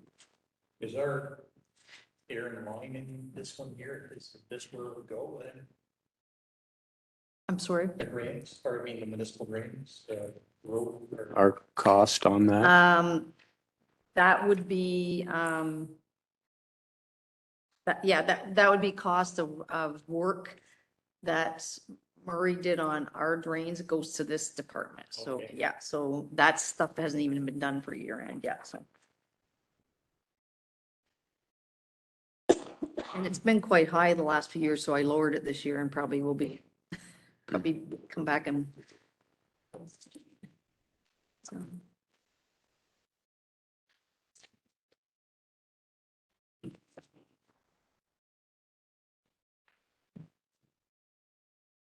okay, I think anybody have any further questions?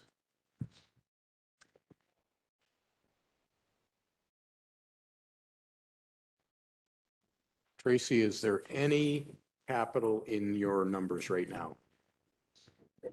In this tax rate? Yeah. 55,000. The server and the sidewalks. That's it? Yeah.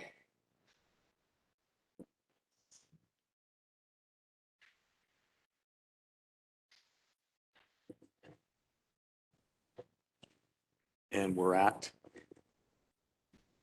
I think the star was the only one I moved, so I don't know what they want to do with the other, employees' suggestions. 7.38.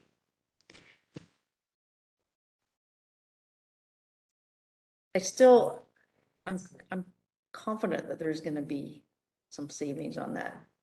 that $300,000 at the medical center, but I don't, like Corey says, it's, what do you do? Mhm.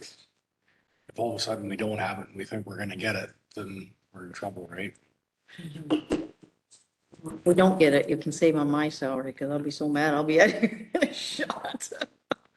Let's not go there. Mike knows how I feel.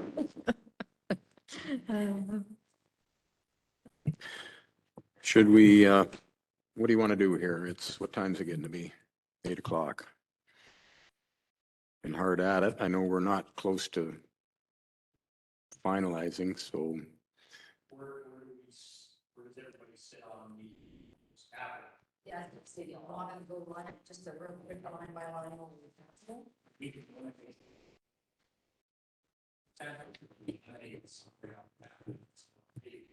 yeah, fair enough. Okay, so, I'm gonna leave the IT server in. That's the- Yeah. Fire master plans out. Out.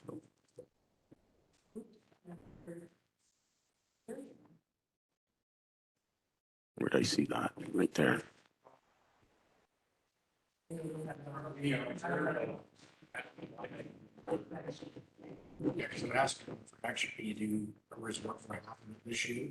And, or just my thoughts, you're not, you're still putting something away this year towards it, but you're not putting. Yes. I know. It might be something that you know, but I don't see it. Yeah, Sorry yeah, about we that. can, yeah, I won't get rid of it, but I'm just gonna try and get rid of everything that, so we know what the final number is right now, and then we'll go back to, so what did we think of the extrication tools? Don't make me say that again.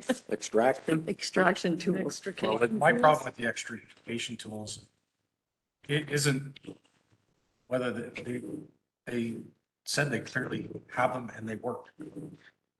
So, and I don't ever want to see them a time where they quit working on them, but it's $30,000 for tools that they have and they work.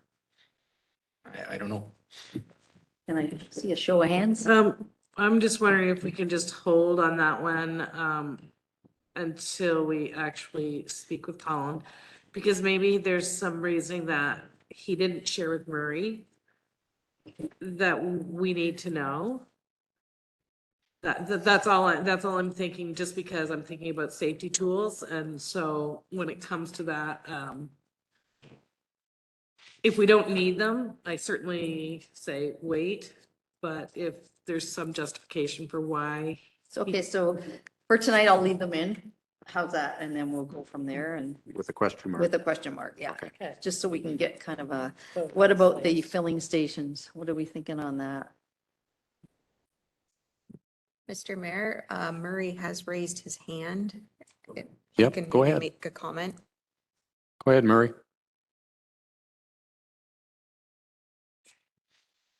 Yeah, thank you, Mr. Mayor. Just a quick note on those extrication tools. We have in the past with our home ultras, we have had the power unit fail on us and have to send it out at least twice to 3 times in the recent years, just for whatever reason, they will not run, which makes us have to use the backup tools, which are not quite as handy at all. It does leave us a little bit short. So I think that's why Colin had put that in there, because that power unit that we do currently have has had a troubled history. Okay, thank you, Murray. So we'll leave it for now. And, okay, carry on, Tracy. Okay, so we're at the filling stations. What are our thoughts on that?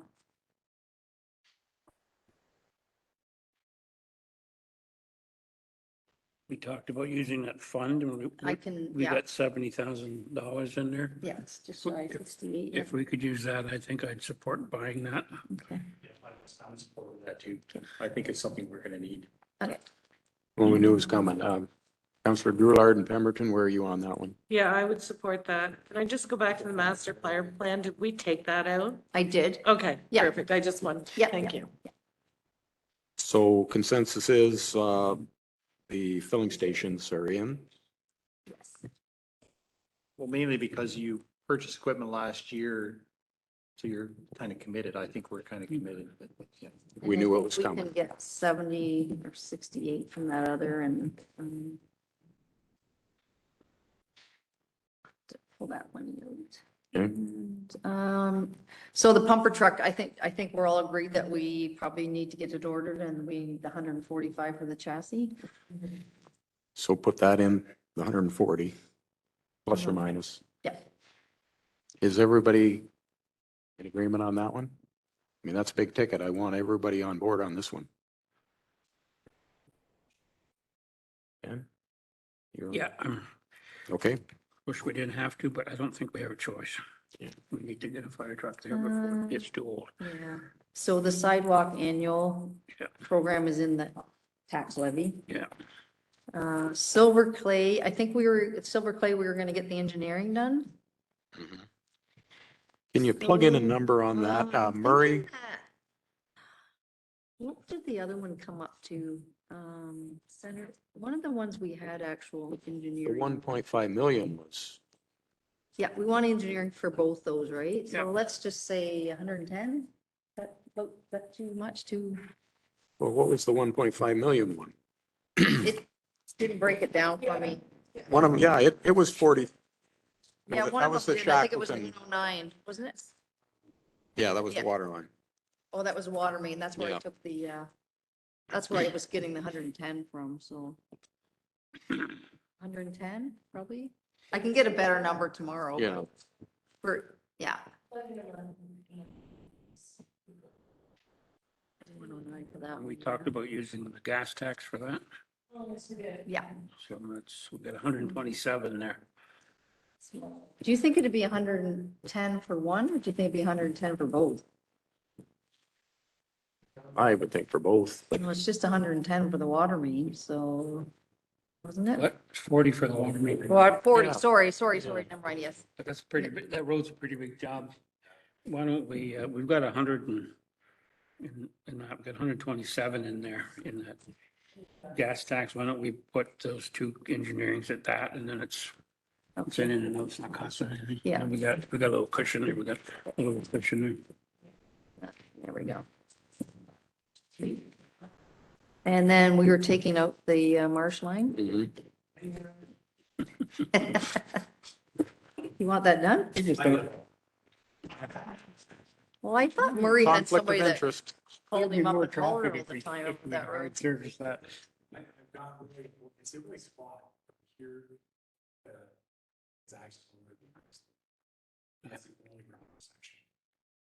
So Erie, what did we want to just take Erie right out and see what we can do in-house? Yeah. Yeah. Okay. And then Morris, we changed that car and chip to 75. Yeah. Already. Trucks, are we taking trucks out?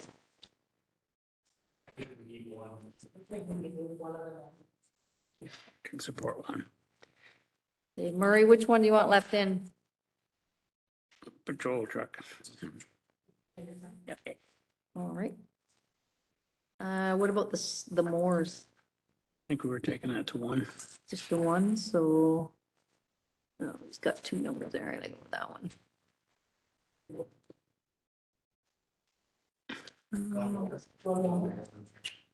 Yes.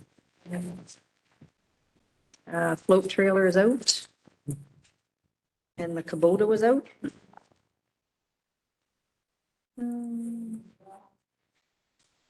Everybody in agreement with that one?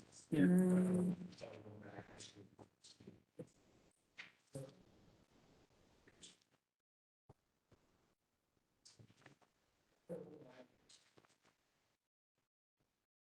I think they're talking about the amount of hours on it, so. So do you want to leave the 20,000 in for the municipal hall roof or just, For the roof? yeah, I do. okay. I mean,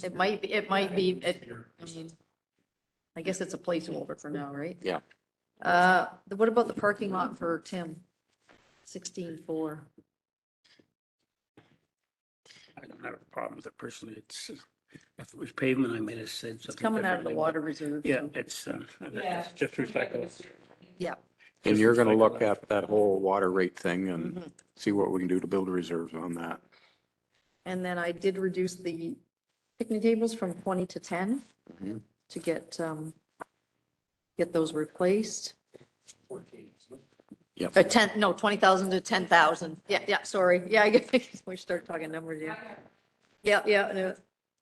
Yeah, and then I changed the fire flow testing to half, so Yeah. 11.5. And then his, Shackleton Engineering. I'll put 45 just to be expunged.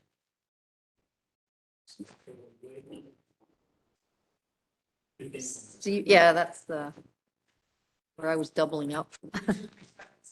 I did, I got that one out, yeah. Who do I have?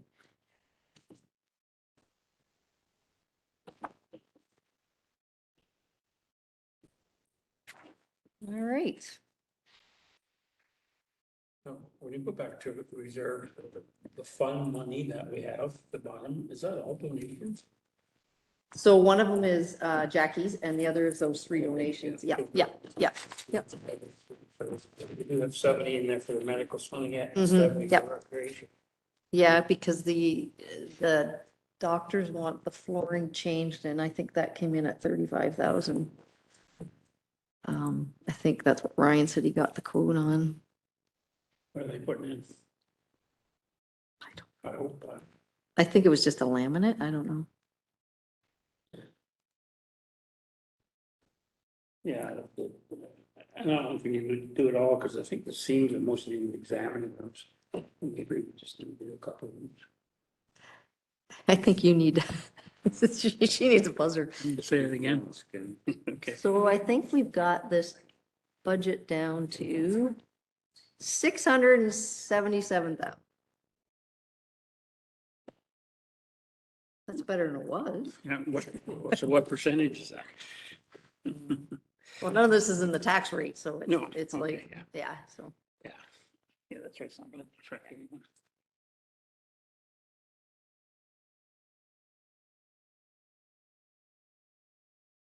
So now we need to decide, yeah, the budget's, it's so hard. I don't know what to tell you to do.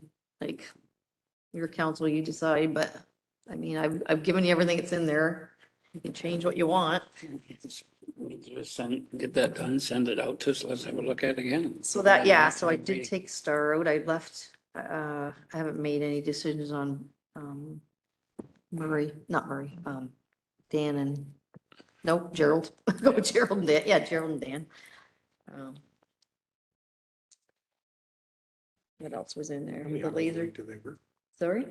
They 40-hour week. 44, I think. Same as the roads guys. I think they're 40. Oh, I can tell you. Murray, can you confirm that?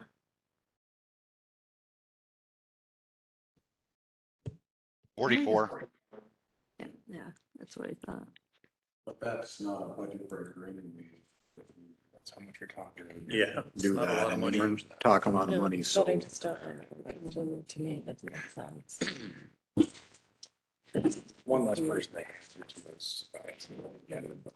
Murray, do you have anything to add at this point on operating or, well, on operating, I guess?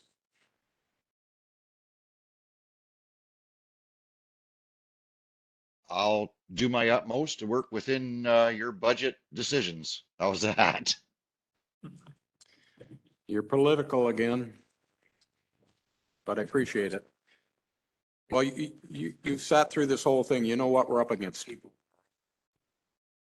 And Oh, you're a yes, sir. taxpayer as well. Yeah, as I was just gonna say, I'm a taxpayer as well, so we don't purposely go outside of the budget. It unfortunately happens at times, and we are working on systems between Ryan, myself, Tracy. We're all working on trying to get a better accounting system that maybe we have to stop graveling a little sooner every year rather than doing the 40 kilometers that we want to do. We cut back to 30 for a year or something like that because our costs just keep going up, unfortunately.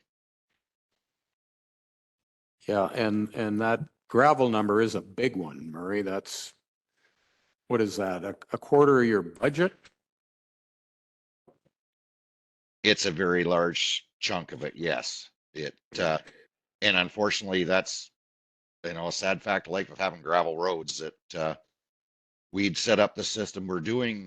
I think we're getting better value for our gravel now that we've gone to the system we've gone to. We've pretty well cut our gravel applied per kilometer in half, but revisit the roads every 5 years. From what I'm seeing, it is working better than it used to, but it's still a work in progress. We're just coming up into year number 5 now, so we're going to start to hopefully see the results of it. Yeah, okay, thanks. I remember the old days where we paid $2.35 a yard for gravel spread on the road. That's a long time. My road's in good shape, Murray.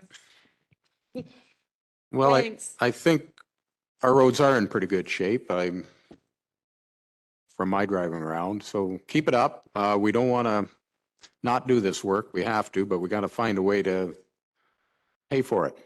Yeah, unfortunately, it all comes with a cost. Both drags have been out the last 2 days or 3 days, I guess, this week. And when they're out going, you're looking at 200 to 300 liters per unit per day of diesel fuel. Okay. Anything further? Thanks a lot, Murray. Tracy, where are we at? Percentage increase.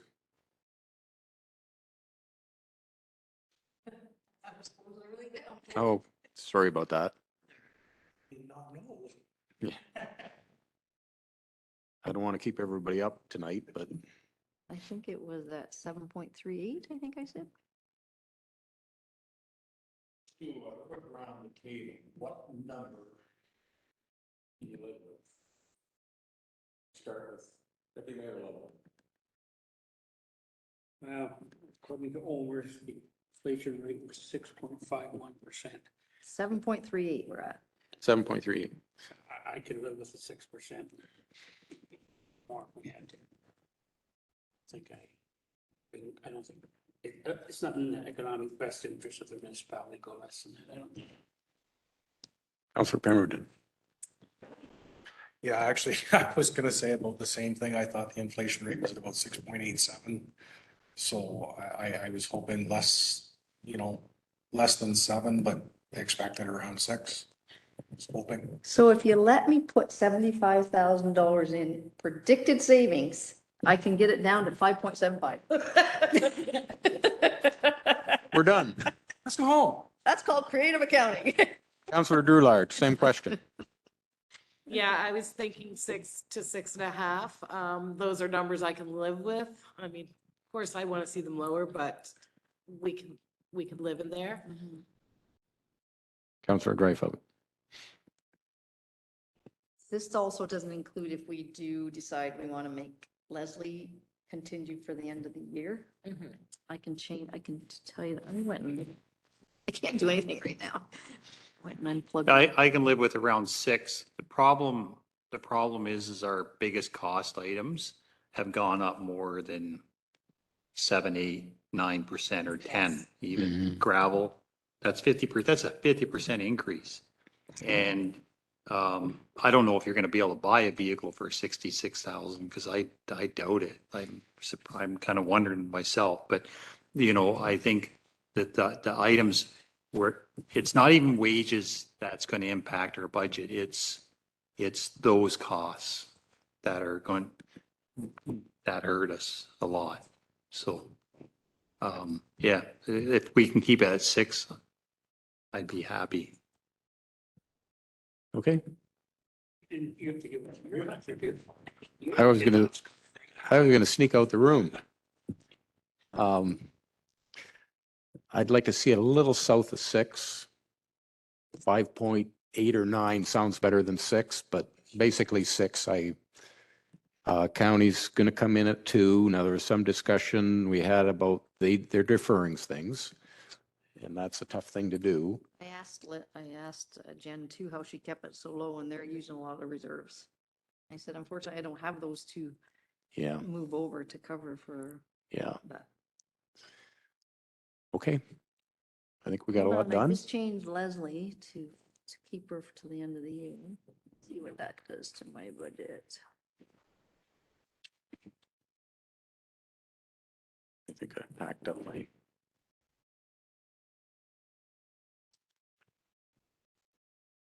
Well, that put me up to 6.60. That's with my, that's with my savings from the negotiations. But when you look at it in perspective with the number of ratepayers, so the city the size of St. Thomas has one swimming pool, and 2 splash pads. No. That's more than one swimming pool. They got with the one on the north end, Yeah, where the arena used to be. Yeah. Mhm. Yeah, that's the only one they. and all the other ones are paid through YMCA. Yeah. 2 splash pads. We have a splash pad in the swimming pool. The fixed costs are the same. Mhm. So We've never had a, For- has there never been a demand here for, I was thinking that the other day, skate park? I just wondered, because I walk by the one in Mount Bridget all the time, and go, I wonder if the Dutton, we ever thought of having this. Portable pump track, but yeah, we've had groups that have, over time said, we're gonna raise money, but it just never. Never really- happened? Yeah, it just, by the time the kids that are interested age out, Yes, yeah, you know what I mean, they age out yeah, before yeah. they yeah. get I rolling, find the one in- like out of interest, The one so. in Mount Bridget yeah. is usually just a bunch of young teens sitting around smoking, so. I just got one comment. I just thought about it now. We did have that delegation in about making some improvements to the ball diamonds this year. We've got nothing So in we there don't for- have that in our share of that. But. That's And in, I that will know, have- I mean, we can't afford the lights on the second diamond. That's $250,000 easy. But I don't,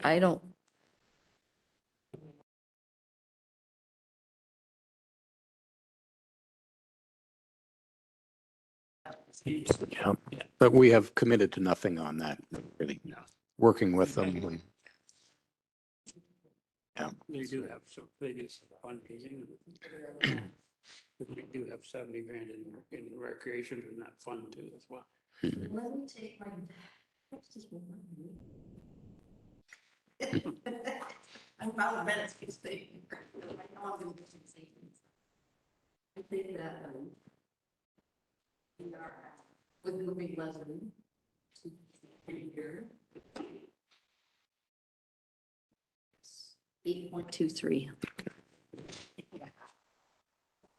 And I guess my other question is, I mean, where are we with our deficit from last year? Has that been addressed? Is that coming out of reserves?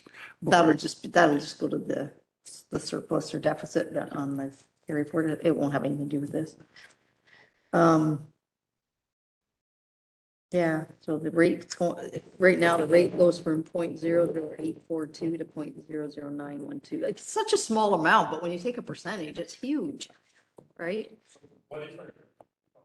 stepping back to the deficit, what is their deficit for the year then? Last time I looked before any real entries were made, it was 300,000. So that needs to be factored in. No, it'll just go in the year end carry forward of our surplus or deficit. It's still cash we don't have. That's right. Yes, yeah. So it has to be, not necessarily reflected in the budget, but it does have to be accounted for in some way or, because we need to recoup that deficit.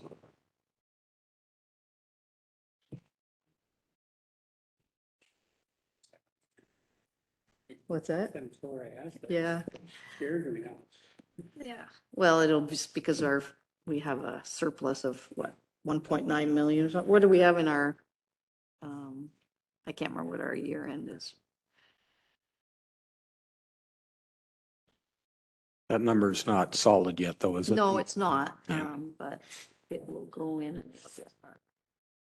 You have to remember municipal financial statements don't look the same as a private one.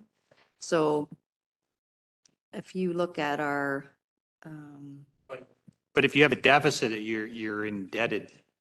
Right. You're Yeah. indebted to the Yes, to your line of credit or to the bank. yes, that, Either ways. definitely that, yes, but it won't go and it won't affect this or anything like that. But you're right, that's part of our line of credit and, grants where we have to fork out the money and wait for the money to come in. That's included in the deficit then, the funds we haven't received yet? then? It's part of that number because I haven't maybe not set up all the receivables yet because I have to go through and get the total amount and then put in a receivable for future money coming in. But Is there a way we could get that information for our next meeting? the year end, No, just a number of what our actual cash position is or our non-cash, I guess. yeah, I gave it to you on my last report.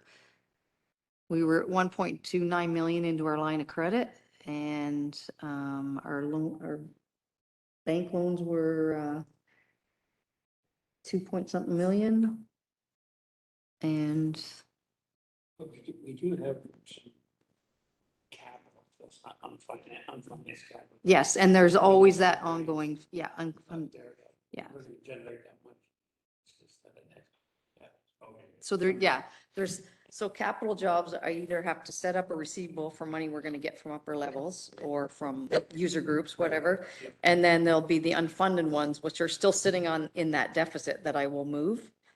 And we'll either fund it through a loan or however we decide to fund it. So, that'll all be taken out of that deficit as well. I'm just trying to tell you, get a number for you here. We have made progress over the last number of years on our long-term debt, though, so it's not quite as bleak as it appears right now. We're in a better position than we have been since I've been on council.